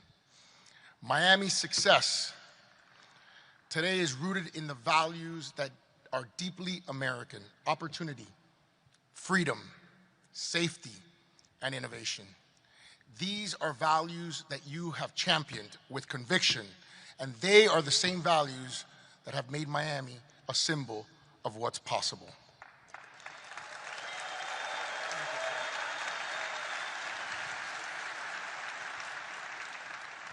When people believe in the promise of America, Mr. President, I want to personally thank you for your continued support of our vision for this city. It was an honor to stand beside you in the Oval Office when you announced the next year's G20 right here in the city of Miami.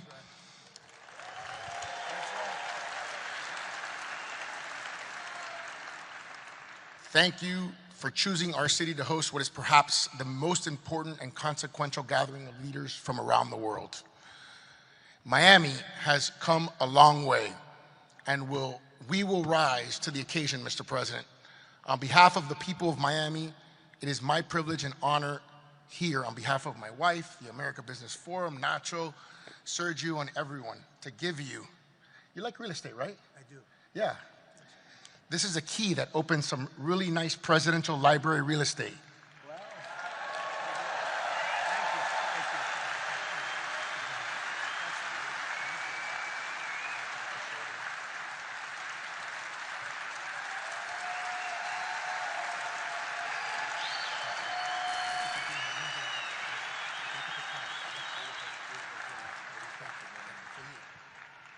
That's beautiful.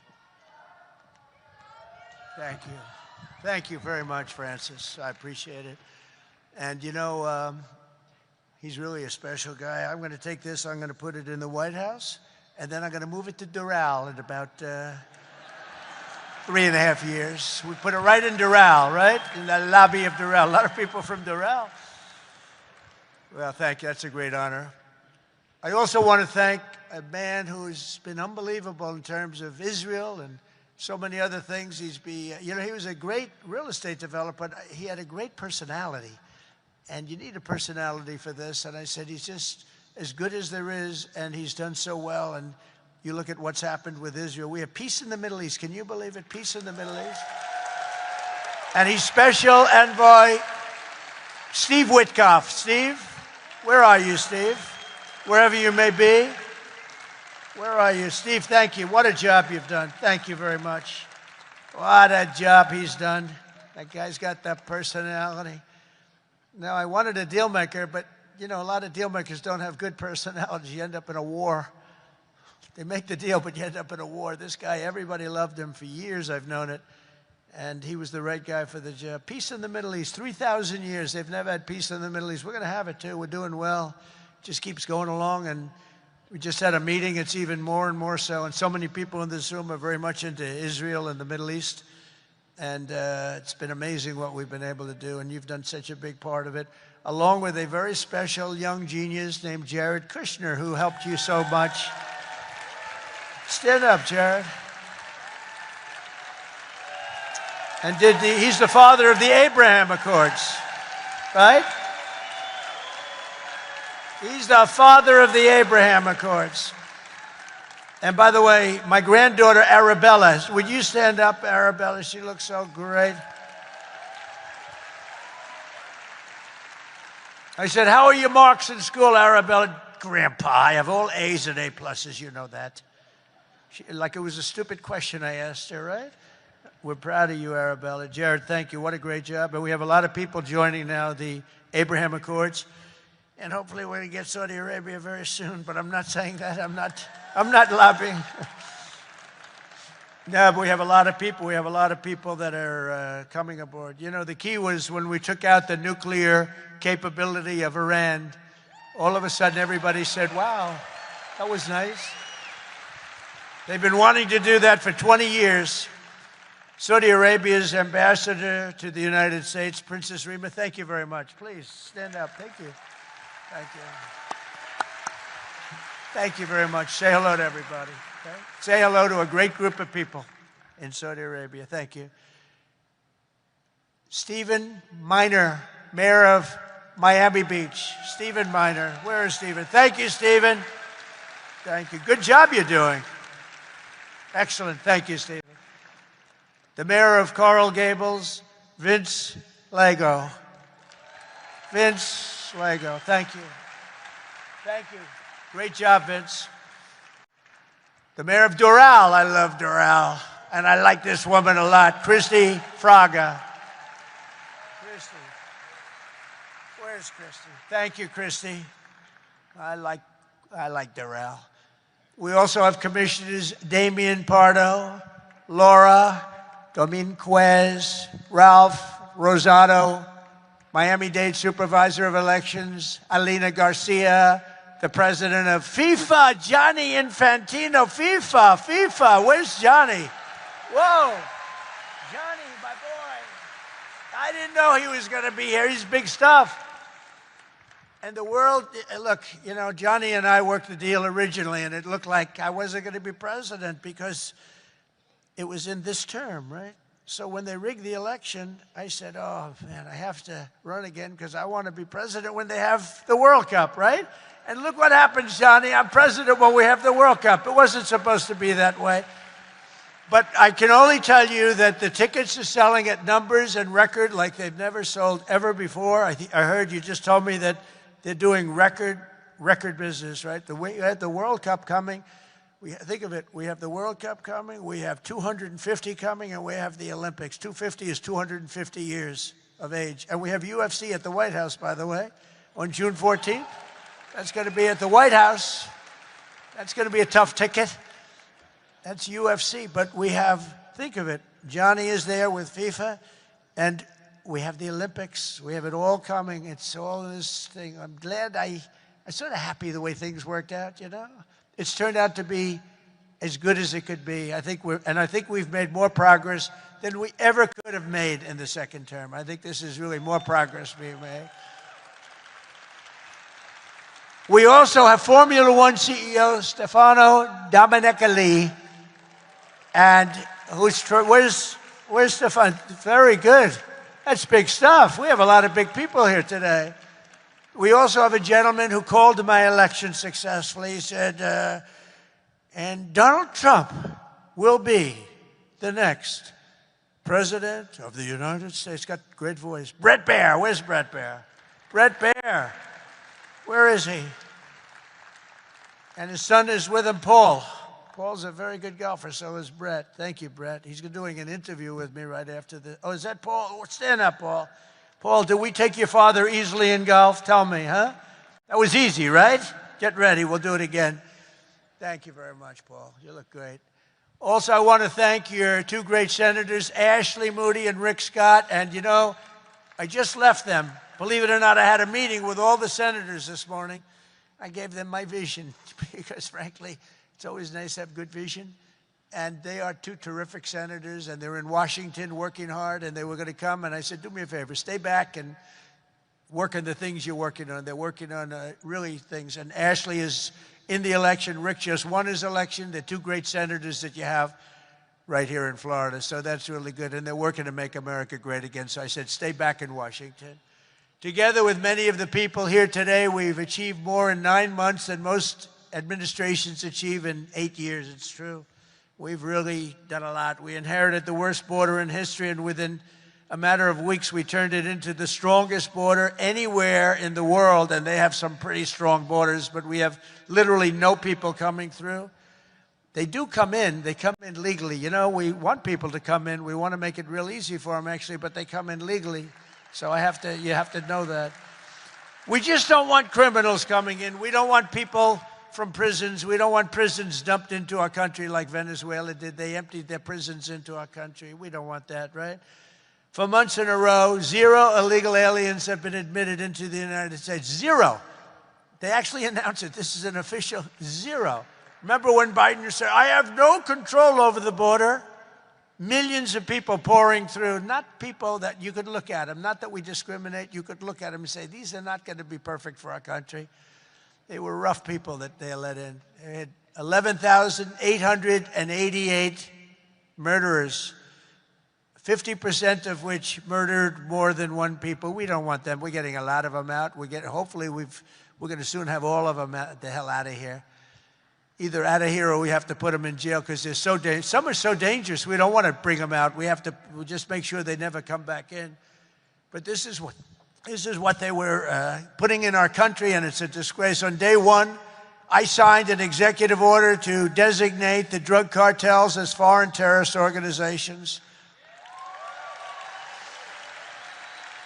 We had a big, strong, positive number come out just recently. The drugs coming into our country are way down. I'll tell you where they're really way down is drugs coming in through water. People are saying, no thanks. I don't think I want to ride in that boat today, please. We want you to take these drugs into the United States. You know what? I think I'll take a pass, sir. The drugs coming in by border are not much. Every boat that we hit kills, think of this, if it gets through, kills 25,000 Americans plus, but 25,000 Americans. Every time we hit a boat, we save 25,000 lives. Got to look at it that way. And we're arresting and removing thousands and thousands of dangerous gang members, MS-13, Tren de Aragua, all these gang members are being thrown the hell out of our country. And if you look at Washington, D.C., it's now a safe community. We're in Memphis now, and within 2 weeks, all of a sudden, it's like a safe community. It's really made unbelievable progress. And we're blowing up cartel terrorists. We're blowing them up linked to the Maduro regime in Venezuela and others. Look, it's not just Venezuela. But a lot of things are coming in. Look, Venezuela emptied their prisons into our country. Nobody wants that. They emptied their prisons into our country. We're liberating our cities from the scourge of violent crime, making our country safe and beautiful again. We're starting in our capital, Washington, D.C., which right now you can walk through the middle of Washington. You have no problem. 6 months ago, that wasn't the case. 1 year ago, it was a disaster. But law enforcement, our military has done an incredible job, actually. It's a safe, very, very safe city again. And it's been beautified. We're putting new medians in. We're covering the roads with nice, clean, beautiful asphalt. We're redoing the grass in the parks. It's really becoming beautiful again, and it's safe. We don't get calls that, think of it, call to the parents, your son, sir, has been killed. He came to see the Lincoln Memorial, and he's dead. No, that's not happening anymore. We run it tough. We run it very tough. Sometimes you have to be a little tough to get rid of. These are thugs. These are bad people. We're bringing them the hell out of our country where they came from. We renamed the Department of Defense to the Department of War. And well, if you think about it, After the Second World War, they changed it to defense, right? So we won the First World War. We won the Second World War. We won everything in between and everything before. Never lost a war. We still don't lose wars. Sometimes we don't fight to win. You know, we'll stay around the country for 15 years, just bomb the hell out of everybody, make everybody miserable. Nobody knows why we're there, you know, the wars that never end. But we made it clear that the days of political correctness in our military, they're over. We don't want to get into wars. I rebuilt the military. We have the strongest military by far in the world. We make the best equipment, the best missiles, the best rockets, the best everything. We redid our nuclear. We're the #1 nuclear power, which I hate to admit because it's so horrible. It's such a horrible situation if it ever has to be used. Russia's second. China's a distant third, but they'll catch us within 4 or 5 years. They want to catch us, and they'll be able to catch us. And we're maybe working on a plan to denuclearize the three of us, so we'll see if that works. But we have the strongest military anywhere in the world by far. We're investing $1 trillion in the United States Armed Forces this year. It's the biggest amount we've ever invested, and the spirit of service members is soaring like never before. We used to have recruiting shortages a year ago. You remember, you couldn't get people to join our military all around the world. You couldn't get them to rejoin. You just couldn't, no matter what you do. That we were way short. Now you can't get into our military. The waiting list, you have waiting lists to get into our military because we have spirit in our country. And all around the world, America is making peace, and we're really making peace through strength because they know they're not going to mess around with us. Nobody's going to mess around with us. You saw what happened.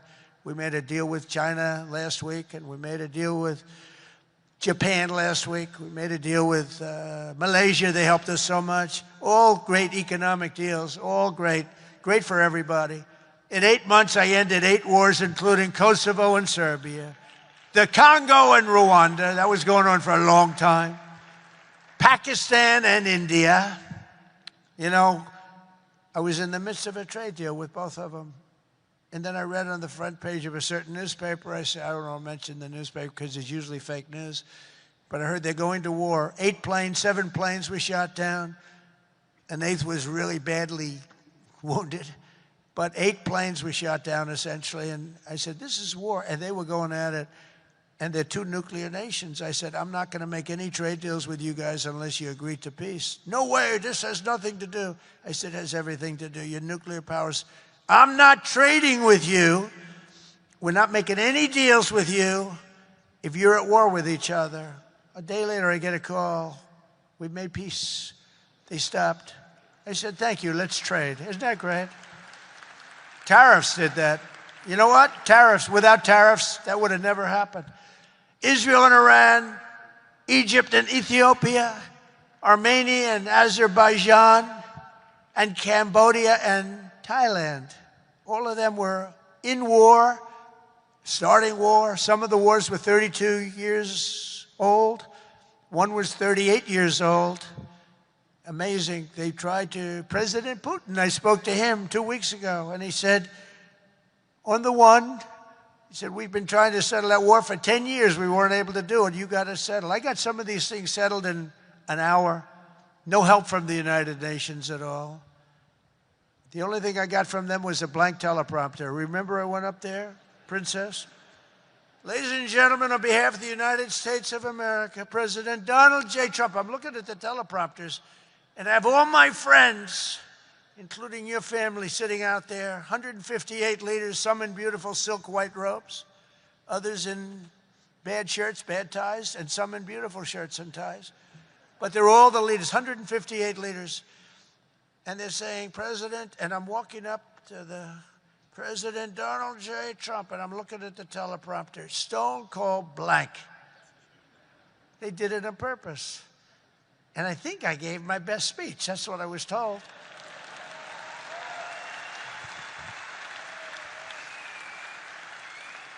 But it still wasn't a great feeling. I'm walking up very slowly. You know, I'm 20 feet. I'm trying to walk slowly because I see it's not working. They're dead. They did it on purpose. But it worked out okay. Not great people. Most important of all, for 4 weeks ago, and this is very important, we brokered the historic peace deal that ended the war in Gaza. And it's a serious end, too. You know, I read a lot of people, oh, it's very tenuous. Jared and Steve, I don't think it's tenuous. Do you? I hope it isn't, because otherwise I'll have to cross it off. I'll have to say only ended 7. But that was a tough one, right? That was a tough one. But there's nothing tenuous about it. It's a serious end. Gaza has been a disaster for so many years, and I think it's an end. I think you're going to see some tremendous things happening. We just had a meeting just before I got up, and some great things are happening. And with Israel and peace in the Middle East, it's amazing, actually, what they've done. And what you two guys have done have been incredible. True. On day 1 of my administration, I signed an executive order to slash federal funding for any school that pushes critical race theory or transgender insanity on our youth.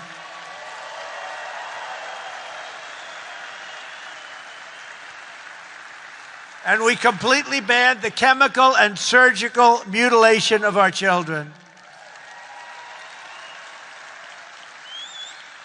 Think of that. Can you imagine somebody 15 years ago saying we stopped the surgical mutilation of our children? We stopped the chemical mutilation of our children. Can you imagine that? They would have said, this guy's crazy. And now you're saying, thank you very much, because you know it's true. How about this one? We got men out of women's sports. It's over. It's over.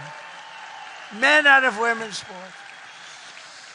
They had a race here, the long distance, the super, I don't know what the hell, a race, one of these all-day races. They had the top women, the top men. The man won by 5 hours and 18 seconds, okay? What the hell? How about the weightlifting? 218 pounds by women. That's a lot to lift over your head, Rima. I don't know if you might be able to do it. But 218 pounds or whatever was the record. A man beat the record by 100 pounds. It stood for like 17 years or something. A man beat the record by 100 pounds. He was a failed male weightlifter, but as a female, he did very well. That's a record that won't. This is a thing that stood. They'd put a quarter of an ounce and a quarter of an ounce on each. 18 years the record stood. Then a guy comes along, ping, ping. This is a crazy. These people are crazy. And Mandami, whatever the hell his name is in New York. No. He thinks it's wonderful to have men playing in women's sports. The swimming's good too, you know. You know the story. Records are being beaten by numbers that nobody's ever seen, nobody ever thought possible. But a lot of those records are being changed back to where they should be. And I made it the official policy of the United States government that there are only 2 genders, male and female.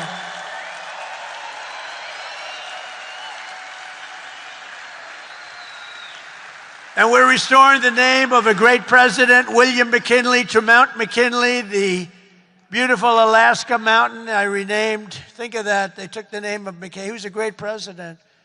He was assassinated. He was a great president for tariffs. He was the tariff king, and he made our country very rich. And then Teddy Roosevelt spent the money on the Panama Canal and many other things.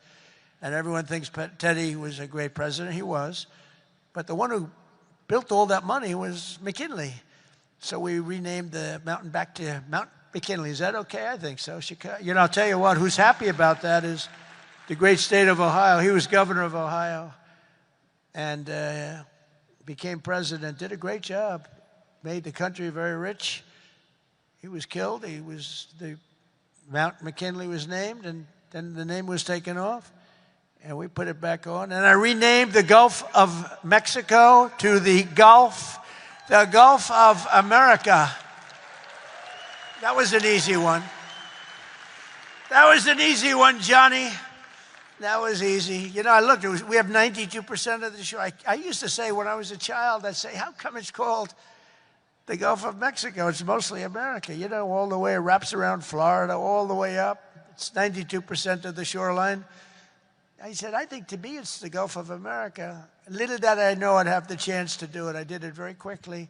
For years, our country was run by radical scoundrels and far-left bureaucrats who created one catastrophe after another, wrecking our economy, erasing our borders, and surrendering America's power and standing all over the world.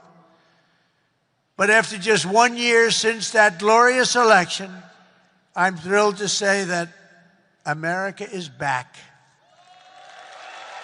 America is back. Bigger, better, stronger than ever. And in conclusion, jobs are returning, businesses are booming, and America is respected again, perhaps like never before. Our country is respected again like never. They were laughing at our country.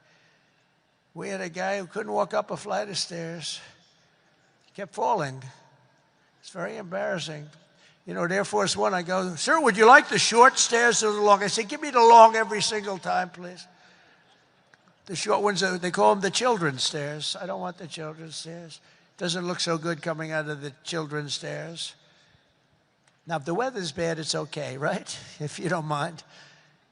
But the communists, Marxists, socialists, and globalists had their chance, and they delivered nothing but disaster. And now let's see how a communist does in New York. We're going to see how that works out. And we'll help them. We'll help them. We want New York to be successful. We'll help them a little bit, maybe. For all of these failed and discredited, really discredited if you think, ideologies of the past, their day is over, their grip is broken, and their time is absolutely done. The golden age of America has begun, and we are just getting started. It's a golden age like you've never seen before. From the steel mills of Pittsburgh to the oil wells of Houston, from the car plants of Detroit, and those car plants are pouring into our country, to the coal mines of West Virginia. Those coal mines are opening up one after another. Clean, beautiful coal. You're not allowed to use the word coal unless you say, in my administration, unless you use 2 words before it. Clean and beautiful. Biden would say, unless you use 2 words before it, here you go, clean. He said, what happened to the other word? Remember those things? He'd say 3 words and mean 2. But the West Virginia mines are doing unbelievable now. Wyoming is doing unbelievable. It's clean, beautiful coal. And from the bright lights of Las Vegas to right here in beautiful Miami, America is proud. America is confident. America is growing and successful. America is a great nation again. We're a great nation again. It's happened faster than I thought. I'll be honest again. We're respected by everybody. We are really, you see the way I get treated. I get treated that way. I guess a little has to do with me, but a lot has to do with the fact that I'm representing this country. America is respected again. America is a great nation again. The American dream is surging back to life, and we will never let the American dream die. Together we will make our country stronger, richer, safer, freer, and greater than ever before. And every day my administration will fight, fight, fight, and America will win, win, win. I want to thank you, Miami. I want to thank you, Mr. Mayor. I want to thank everybody for being here. God bless you, and God bless America. Thank you very much. Thank you, everybody. Did that man look even this much concerned? Did he look at all worried? No, not at all. I don't know what's going to happen, but here's what I'm going to do. You can choose to be like it if you want to, but I was going to go back and show the rest of Mike Johnson's presser. Not interested. Not interested in hearing what Mike Johnson has to say from this day forward. I don't care. I no longer want to participate in that kind of loser speak. The president wants you to end the filibuster. That's winner speak. He wants you to get it done. Fix it. Stop bitching and going out in front of a microphone and go, it's been 37 days. Doesn't have to be. And at this point, it's on your feet. It's at your feet. You need to do something. Steve Scalise, they tried to kill you. Do something. No more of these press conferences. I'm not taking it. Watch it on some other channel. It's BS. It's for people who just want to sit there and suck their thumb. I'm not interested in sucking my thumb. I want to see some serious action, and at this point, that's all we can look forward to. That's it. That's all we can look forward to. Now, he mentioned a couple of things in addition to getting the keys to the city, which was very interesting. And then, of course, Jared being there, which means probably Ivanka was there, Steve Witkoff, and a few people down here in Miami, not too far from Mar-a-Lago. But he kept talking about the military. And those of us who have followed that, that 17th letter for quite some time, we were told over and over and over the military is the only way. It harkened me back to this speech. I want you to listen to this. We owe our republic a military that will win any war we choose or any war that is thrust upon us. Should our enemies choose foolishly to challenge us, they will be crushed by the violence, precision, and ferocity of the War Department. In other words, to our enemies, F-A-F-O. If necessary, our troops can translate that for you. Another way to put it is peace through strength, brought to you by the warrior ethos. And we are restoring both. There could be no higher honor than to serve as your commander-in-chief. It is a great honor. I look at you, you're just incredible people. Central casting, I might add. To each and every one of you, I thank you for your unwavering devotion to the armed forces and to the country that we've all sworn a sacred oath to defend. We all have that oath, every one of us. I'm thrilled to be here this morning to address the senior leadership of what is once again known around the world as the Department of War. So, enemies, foreign and domestic. Either way, that's what we are now looking at. Foreign or domestic. Now, I'm going to go into some things, but I want to show you a second video. This video dropped a little while ago. Obviously, I say obviously, it was taped before last night's election. Or election results, yes. So I want you to hear this. Good morning, New York City, and thank you. Last night we made history, and today we begin the work of making a new administration. Welcome to the transition. This is the period over the next few months where we build a city hall that delivers on the promises of our campaign, to make New York City affordable and to make government accountable to the people it serves. As we prepare to govern, we'll start announcing the leaders who will help implement our agenda. People like deputy mayors who oversee entire areas of government. People like deputy mayors and commissioners who will oversee all parts of the government. And I saw this and I went, here it comes. My mic is on. Hold on 1 second. SV sends me messages. Sometimes they're very important. Okay. As I watched this, something came in my mind. Because everybody who has watched this guy get elected said he has no idea what he's doing. So who are the people behind the curtain? Well, here we are less than 24 hours later. Less than 24 hours later, he's saying, I'm getting ready to name all these people who will actually be running the government. Wait a minute, you're the mayor. You are the mayor they just elected, and not even 24 hours later, obviously you had a video already ready to go of who's actually going to be running things. The commissioners who carry out the critical work of city agencies. These appointments will be driven by excellence, integrity, and a hunger to solve old problems with new solutions. Talking to organizers on the front lines of the fight to improve our city, government veterans with proven track records, policy experts from around the country and the world, and working people. From around the world. We're talking to policy experts from around the world that are going to tell you how to govern New York City in America.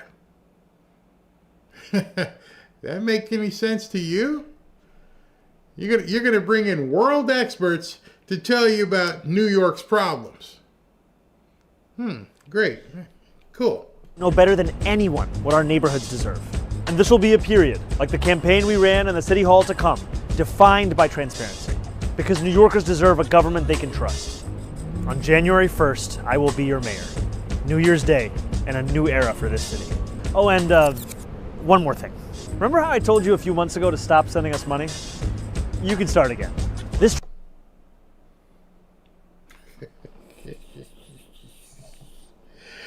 That's when I went, oh my goodness.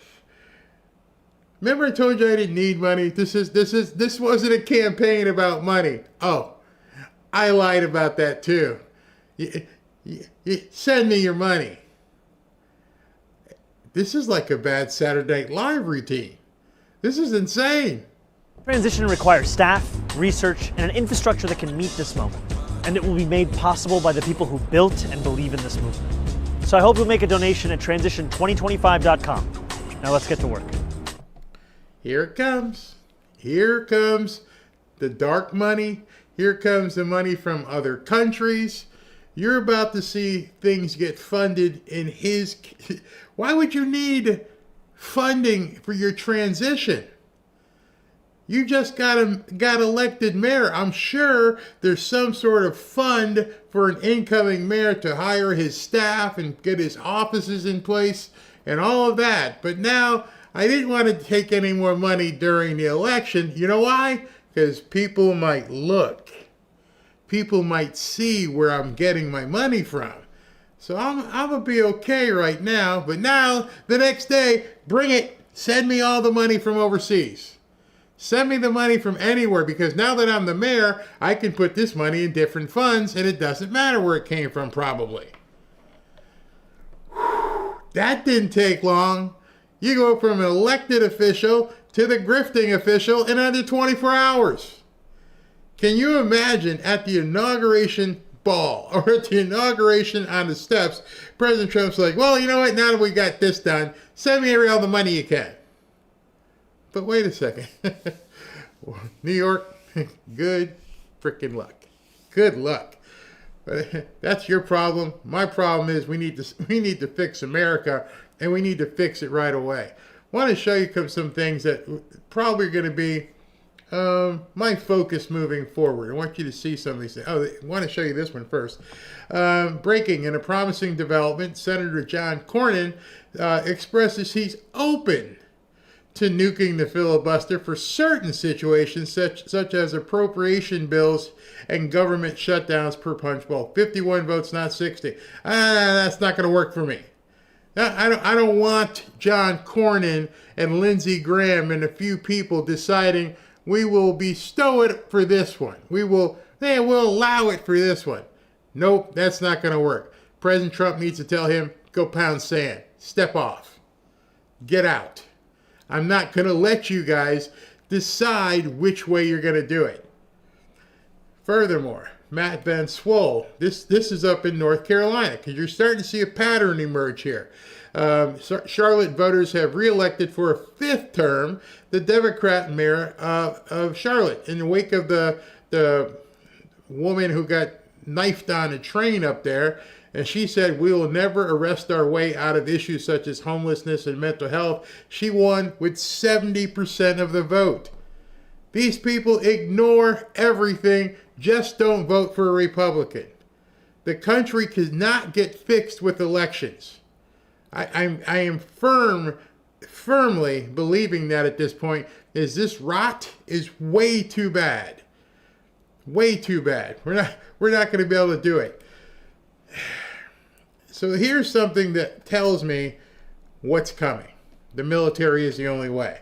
And every one of you guys who see this are going to have to just nod your head and go, yep. Fear not. President Trump knows if these demons regain power, he and his family will be in jail. And many of us will be in jail as well. Not going to happen. The military is the only way. It has to.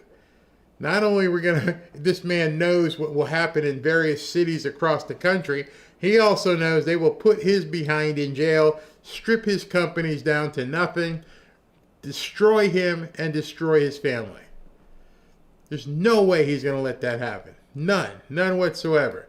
And so I want to read something in closing to you that I want you to really, really take in. And I swear I think this guy is the next incarnation of that 17th letter. He's an anonymous dude. He says some really interesting things. And it hits me right in my hot button.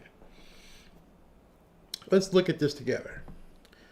Many of you, which is true, many of you fail to see the big picture. The Democrats are currently engaged in a nationwide insurrection. Even like what I just showed you in Charlotte, 70% of the people vote for whatever.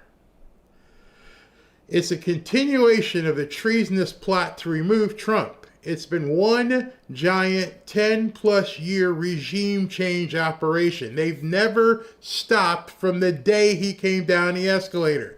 We now know without any equivocation, we are never going to vote our way into a successful, safe, prosperous America. Not going to happen. If you feel like it is, go ahead and hopefully you can wake up in a little while and do whatever you need to. It's not going to happen. There is no way possible we are going to ever vote our way back to a strong America. At this point, I command you, I compel you, you best take this damn red pill. You no longer have a choice. After what you've seen last night and where we are right now, you don't have that choice. You got to take the red pill.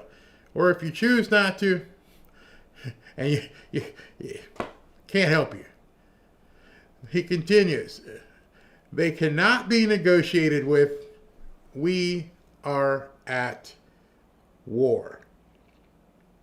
Who fights war? The Department of War. The newly named Department of War. We are at war.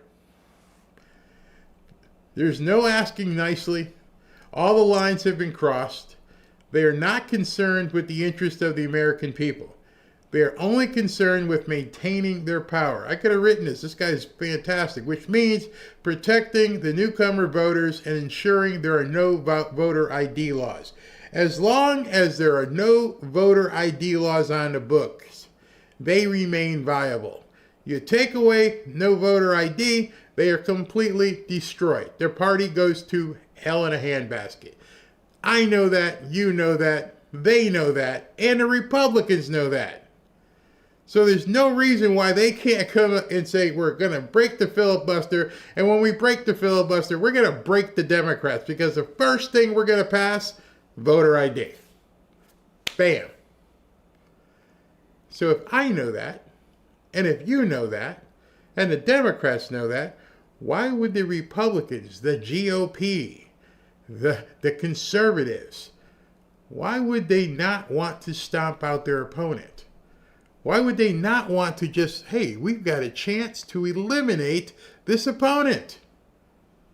If you are truly a Republican, if you are truly a conservative, and if you stand for all these different things that you say you stand for, what would stop you from being able to do everything that you believe your entire career? You've banked everything on being a conservative and everything what it means.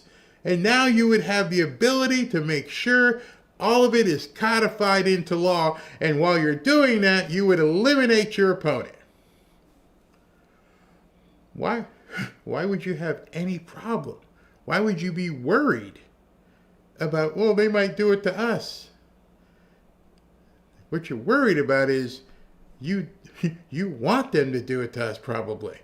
I mean, that takes a big amount of taking on the big gulp at this point and realizing there is no reason, there is zero reason why the Republicans would not go for breaking the filibuster. We all know if we went to you have to have voter ID, there would be no opponent. It'd be done. So that doesn't hold any water. What's the truth here? Well, the truth can only be that they don't want to have control. That there can be no other reason. There will not be any coexistence. The Democrat Party will cease to exist when all is said and done. The crimes they have committed cannot and will not be forgiven. The path to ensuring that they never hold power again, secure the border, which Trump did, deport the newcomers, which is happening, and then pass voter ID, no mail-in ballots. That's it. There's only 3 things we need to do, and they are done. So I ask you again, Mike Johnson, I'm tired of your speeches. You got 3 things you can do. One of them's already done, and the other one you can facilitate, and the third one, you could do it next week. Kill the filibuster, go to voter ID, and go to no mail-in ballots. That's it. You're done. And then you can sit back and have all the flowery meetings and speeches you want, because your opponent at that point is not just a wounded animal. They are basically been put down. Why wouldn't you want to do that?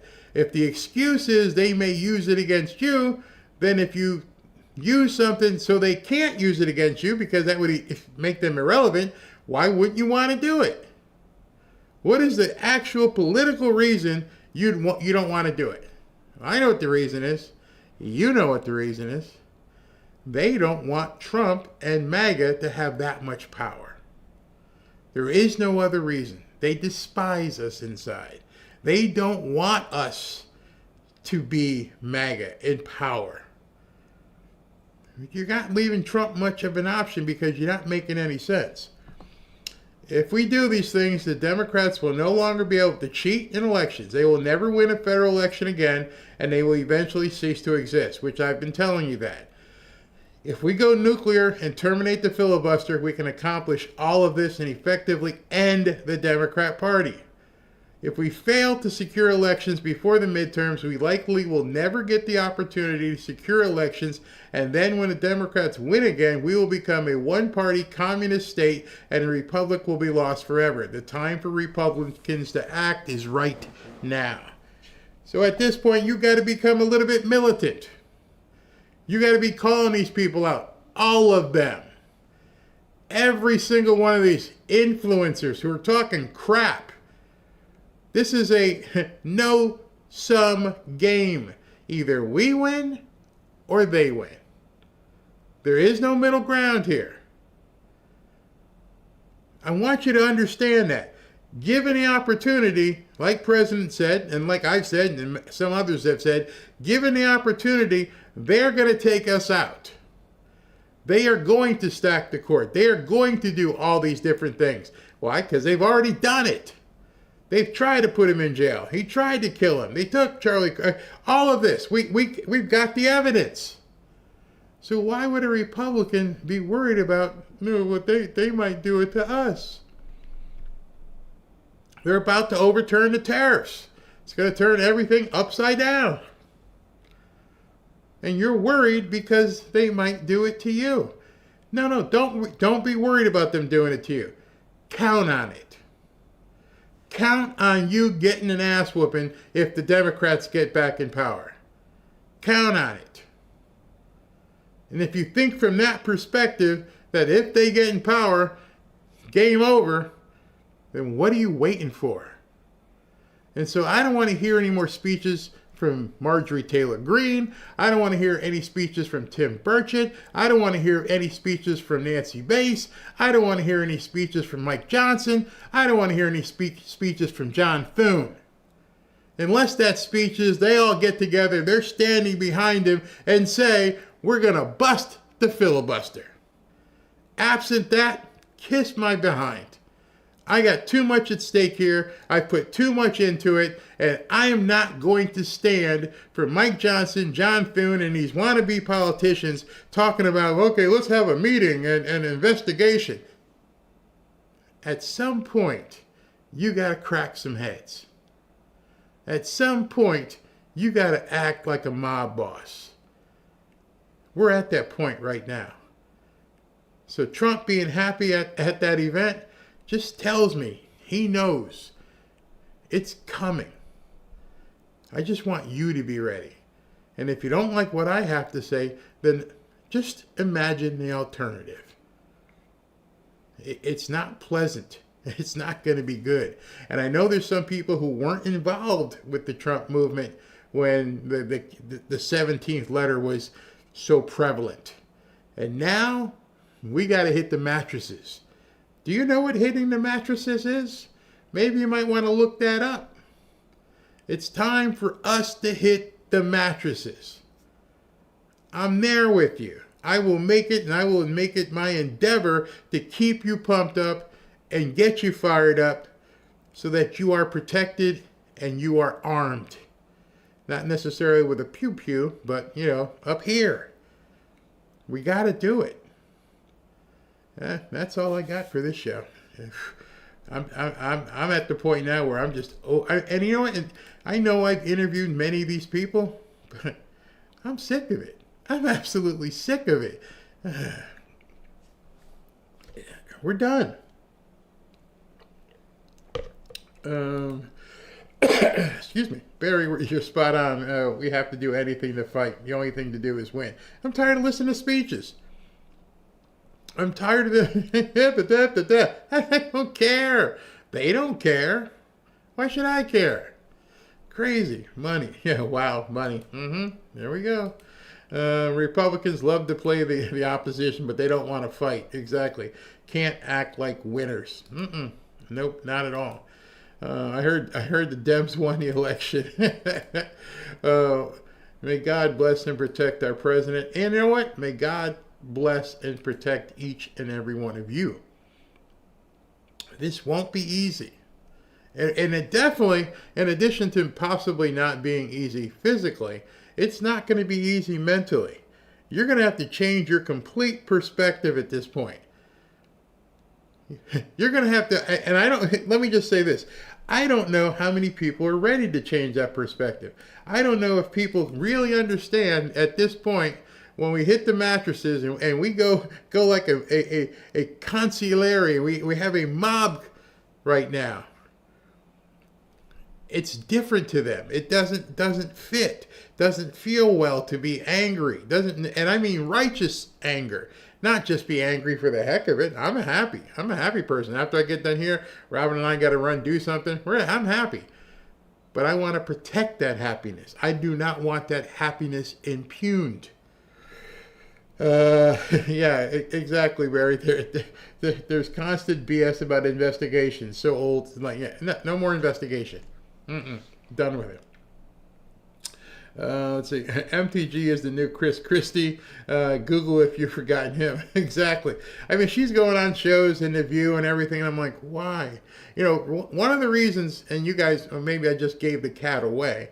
One of the reasons why Ashley and I told her to hold off on the bookings is because I'm not seeing people who I want to talk to about what's going on, because they're not showing me they're ready to do something. I love Tim Burchett, but my questions are no longer going to be, mamby-pamby. It's like, what in the hell are you doing? And I think after one or two people, they were like, don't go on his show anymore. He's going to ask you hard questions.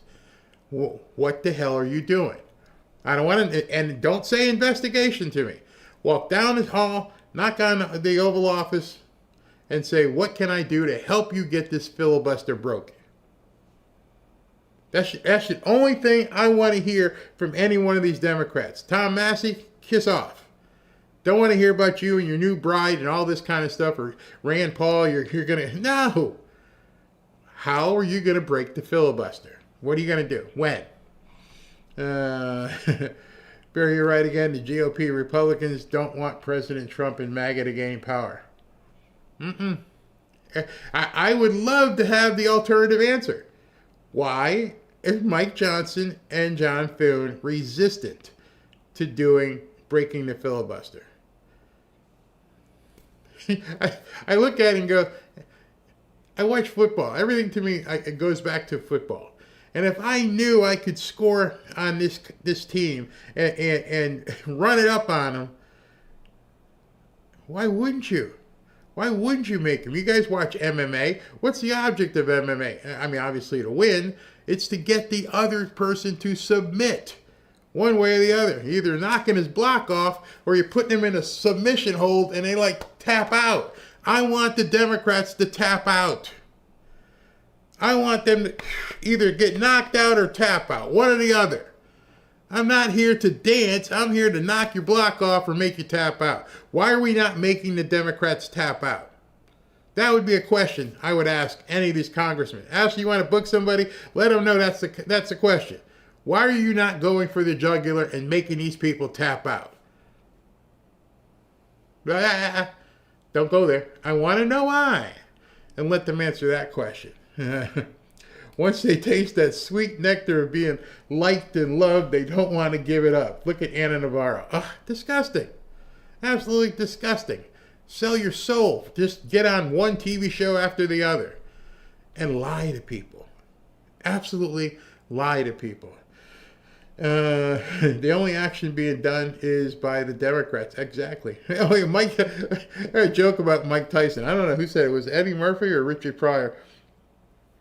He said Mike Tyson used to scare him because Mike Tyson got in the ring and he would almost like look at the people in the ring and go, which one's the ref? Because I'm knocking the other guy out.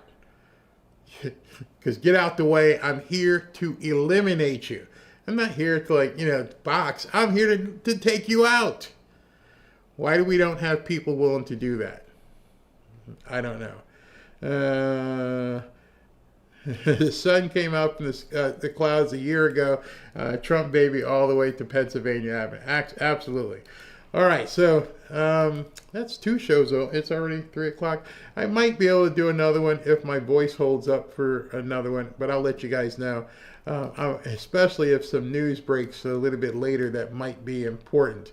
But I'm just done. I don't mean to give any of you a hard time. I'm not trying to change your ideology or how you feel about something. I'm just telling you where I'm going. I started showing you guys the turn I was taking a couple days ago when I started talking about intrinsic greed, taking care of what's yours, making sure you understand that greed isn't necessarily a bad thing if what you're doing is to take care of you and yours. I'm not looking to hurt anybody, and what prosperity means to me. And one other thing, I'm going to do something on real estate. Let's book it for Saturday because I am so over. I've had it like here. I'm underwater. I'm in the deep end of the pool trying to get out of all these people who keep saying, oh, that's too expensive and you have the affordability. Shut up. All of these people, including people on the right, including conservative people, oh, the affordability of the housing. Not one of them. And I challenge you to go find them. Not a single one that tweets about affordability of housing, it's too expensive, talks about how you can buy one. If you're interested in buying one. It's so expensive, we got to do something. We're losing the youth because the youth can't afford a home. That's your answer. The youth can't afford. Hey, you can't afford a home? How much money you have to put down? Forget the price of the house. Don't even mention the price of the house. Tell me how much you have to put down. How long have you been working? What's your yearly income? What's your credit score? So it's not the house, the price house. I mean, the house of the price of the house. So what you just said to me, it's not the price of the house. You're a deadbeat.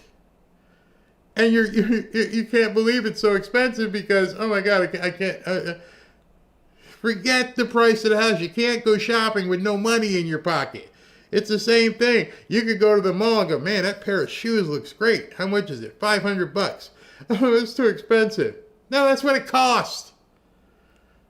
You need to address the first part. Now, if you have that stuff, if you have a down payment, which doesn't have to be big, that's another lie, and you have decent credit, and you have a job, then the question you should be asking people is not that it's too expensive, how do I buy a house? See the difference there? Because I'm sick, not just sick, pisses me off when I see people, especially people on the right, saying, we got to address the affordability. I can address the affordability in about 30 seconds. I just did.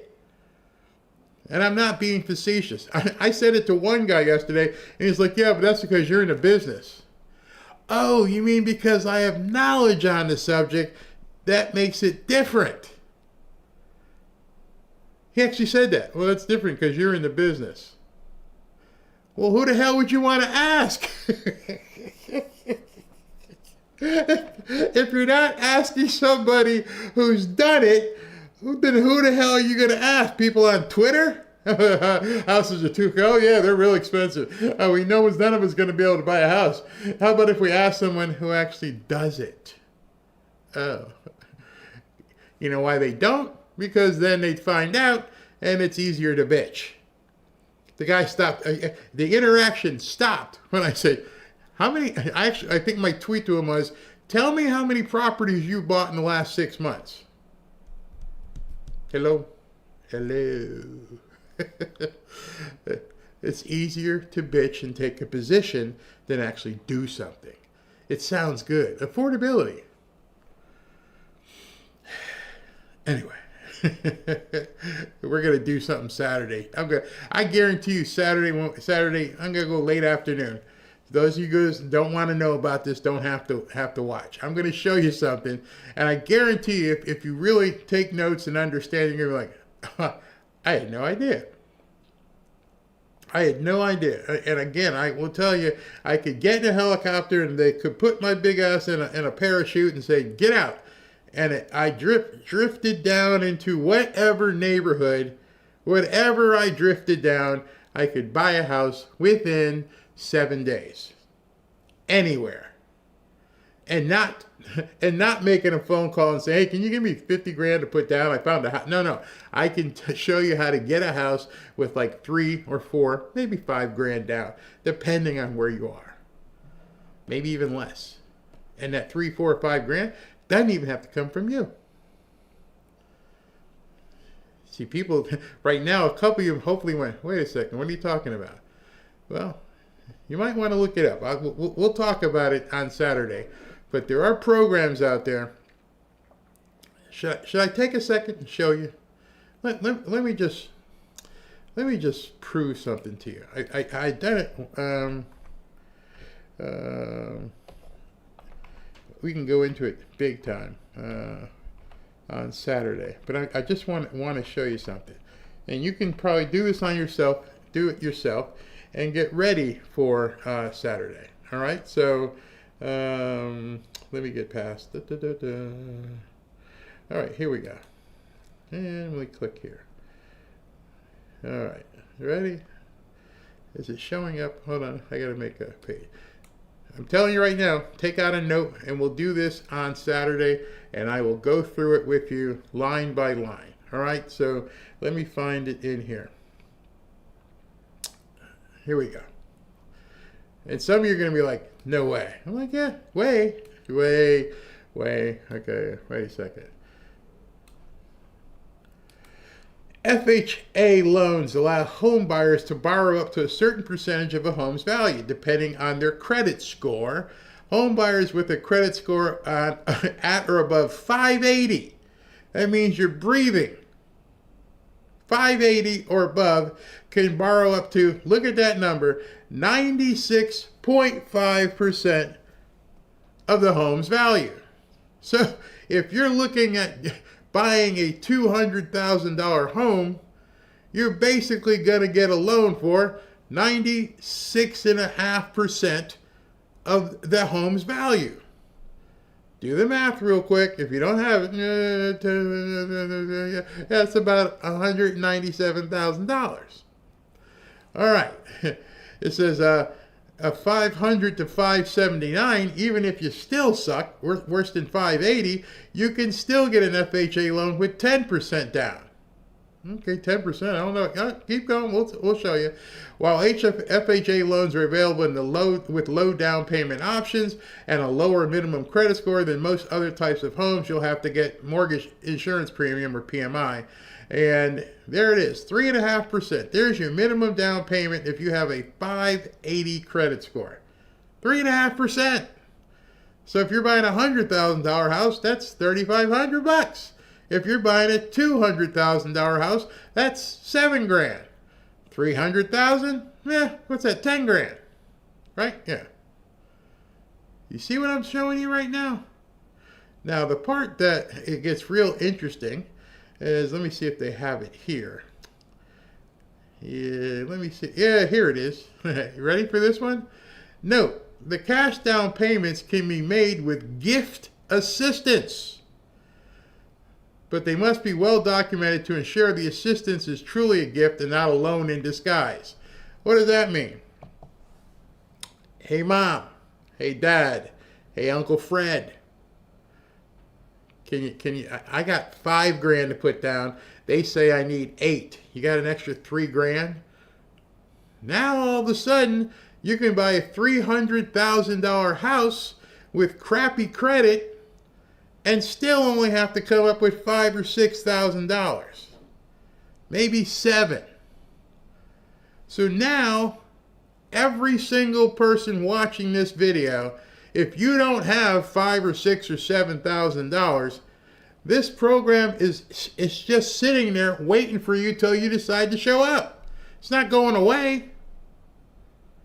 So let's say, hey, listen, Barry just showed me this. It's November. I got Christmas coming up. I think I can probably save $4,000 or $5,000 between now and, I don't know, next June. Now all of a sudden that affordability thing kind of went out the window, didn't it? Because you can get a $300,000 house with $10,000 down, and you could save up 5 or 6, and somebody can give you 3 or 4. That's the kind of thing that people don't know. That's what, and God forbid you were in the military, you get a house for free, basically. So show me how people can't buy a house. It's too expensive. Oh, I know why. Because most people don't want to live in a $300,000 house or a $200,000 house. Too effing bad. That's what you can afford. And you're not understanding if you get into that $200,000 house or that $250,000. Learn what the word appreciation means. You see, the reason why people get rich in real estate is based on appreciation and depreciation. Appreciation is you get in and you buy that $200,000 house and you don't really want it. You eventually want to move. And in 2 years, oh wow, now you're one of the rich. You're one of the 1%ers because your house is now worth $300,000. You got $100,000 in equity and you can parlay that into another big house. People just have to ask how. That's it. That's the answer. That's it. It's insane. It's absolutely insane. It's more expensive to get into a rental these days. Yeah, you need first-class security to get into anything. I'll live in a $200,000 or $300,000 home. Yeah, people don't. Oh, it's too expensive. Oh my God. Well, go on Zillow, wherever you are, and see what housing prices are, and you can do a sort. Well, we'll wait till Saturday. But so now you know. Now you know wherever you are. Everybody, you know what your credit score is, right? And if you don't know what your credit score is, go to freecreditscore.com or something. Everyone in the country is entitled to a one-time-a-year free credit score. And so you log on, and it's going to give you your number if you don't know it. And you see your number and it's a little gauge and it says 580, you're ready. Now the second part is, now I need about 5 or 6 down. What do I need to do? Well, if you don't have it, find it. Don't say it's too important. Hey, listen, you got 6 months. You can't come up with 5 or 6 grand in 6 months. It's not the house's problem, it's your problem. I'm telling you right now, if you knew you could close on a new house, not a new house, but a new house for you on June 1st, and somebody said, if you come up with $6,000, well, you know what? I'm not going to buy a pair of shoes. I'm not going to go to the football game. I'm not going to go to the nightclubs. No, I can do without nightclubs for about 5 or 6 months. I'll eat ramen. I'll do whatever I can. What are you willing to do to get that 5 or 6 grand? Go to church. You don't have to go to the club. It's all up here. It's not that things are too expensive. It's crazy. What's this? Look, Cecilia says a 2-1 bedroom home near her just renovated is $165. So take the number, take a calculator, take your phone out and put 165 times 3.5%, and that's what you would have to come up with. That would be your down payment. It's really that simple. Look at a condo to start. Might just get in here. Look at a condo to start. If a house is too expensive, look at a condo. They have different programs for that as well. There's all kinds of things you can do. Well, Jim, if you can, what else we got? Houses are easy to buy. I've been through about 15 in the last 10 years. Oh man, yeah, crazy. When I have some extra money, I will contact you. I want to buy. Yeah, don't contact me. Look at the FHA. Put your plan together. Put your plan together. My house and property is, and Ert just bought his $350. Do the math. Do the math on what you would need to buy a $350,000 house. So the entire thing that you're hearing right now in that refrain on X is total bullshit. I'll be the first one to tell you. I won't even tell you some of the stuff we've done. It's out crazy. All right, so I don't want to bore you guys with more of that stuff, but it gets me fired up because it's a ruse. Where was that? If you have a 30-year note on a house, if you make a payment on principal each year, you will knock 8 years off your house payment. Yep. It's been 11 years since my last mortgage. Can I qualify as a first-time home buyer? I'm not really sure. You have to look it up so you don't become like Letitia. Make sure you don't get into Letitia James territory, but you may be able to requalify. Let's see here. I don't know what this is. This place is worth more than they calculated too. It's got full electric and septic. Yeah, I need a $30,000 house. You need a trailer then, bro. That's a little bit different there. All right, so we'll talk about this in depth on Saturday, and you guys can hear what I have to say if you'd like to. Brian, why are there only 2 offices in government that require naturally born citizens? Is the president and vice president? Good question. James Hammond, probably because most of them were coming over from England. That might be why they did that way back in the day, because everybody was an immigrant. There wasn't nobody here. I have told both my West Virginia senators to end the shutdown today by ending the filibuster today. Well done. R. Heath, don't you have to cut the music? Yeah, I cut it out afterwards. Ozark, very people should associate the term taquilla with Madame. He used it to get elected and will use it to destroy America. It's time to wake up. And the whole thing with it is, as they are beginning to get the orcs ready, which they will do, you got to make your protection as well. You got to get ready. Absolutely. Excuse me, Chapo. Dems use every method legal or not to win elections, graft and get their way. GOP are asleep and chase their tails. Winning is not in their vocabulary. They're not. They're the Washington Generals. I'm done with them. Chapo, Dems put illegals on welfare and illegals fund Dems. Yep, big circle, sort of like the Department of Education has been. Send him money. GOP have no guts to say anything. Yep, they're going to send him money. He'll get a lot. Mama Tracy, New Yorkers, may the odds be ever in your favor. Let the games begin. Yeah. Oh, gosh. GL Crouch, new mayor, is bringing people from around the world to tell New York City how to run their government. I hope Abbott does impose those 100% tariffs. Yeah, I'm going to bring people from around the world to tell you how New York should be. Good job. Chapo, Republicans were content being the Washington Generals. They were. Probably got paid a lot. Mariah, on point, Barry, thank you. Judy Branch is always very on point. Thank you very much. Deanne, where'd that go? Deanne Hobbs, I'm sick of them too, myself. Chapo, Trump is managing the bad news bear. That's a good one. Lupe, I'm scared, I'm human, but I'm burying it, putting it in God's hands and just prepare myself to protect myself. I'm not stopping to listen to those that just talk but do nothing. And yeah, see, that's the other thing. I've been covering it and been guilty myself for 36 or 37 days. He's been doing these press conferences, and I'm like, what's the definition of insanity? Doing the same thing over and over, expecting a different result. You've done nothing in 36 days. You're done. Got nothing to say. Tania Bear, I wonder how long it'll take before the Mandami voters realize how bad they've been screwed. Some of them are already doing it less than a day later. Roxanne Moscow, please tell me why the Dems don't want tariffs.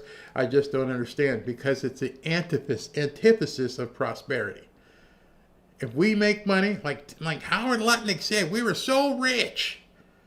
They don't want money coming in. They want money going out. That's why. They do not want prosperity in America. That's not the objective. The objective is to get it, redistribute the wealth. Redistribute the wealth. They don't want you guys getting it. They want over there. I mean, look at what they're fighting for. The circumcisions in Botswana and LGBTQ cookbook in Ghana. They don't want you to make the money. They want it going elsewhere because it lines their pockets. All right, everybody. I will let you know about tonight. Probably not. We've already done 2 shows. We'll see what happens. If anything, I may do a clip video. But stay frosty. Get out there. Talk to you tomorrow or later. I don't know. We'll see what's happening. We'll see what Robin's got going on.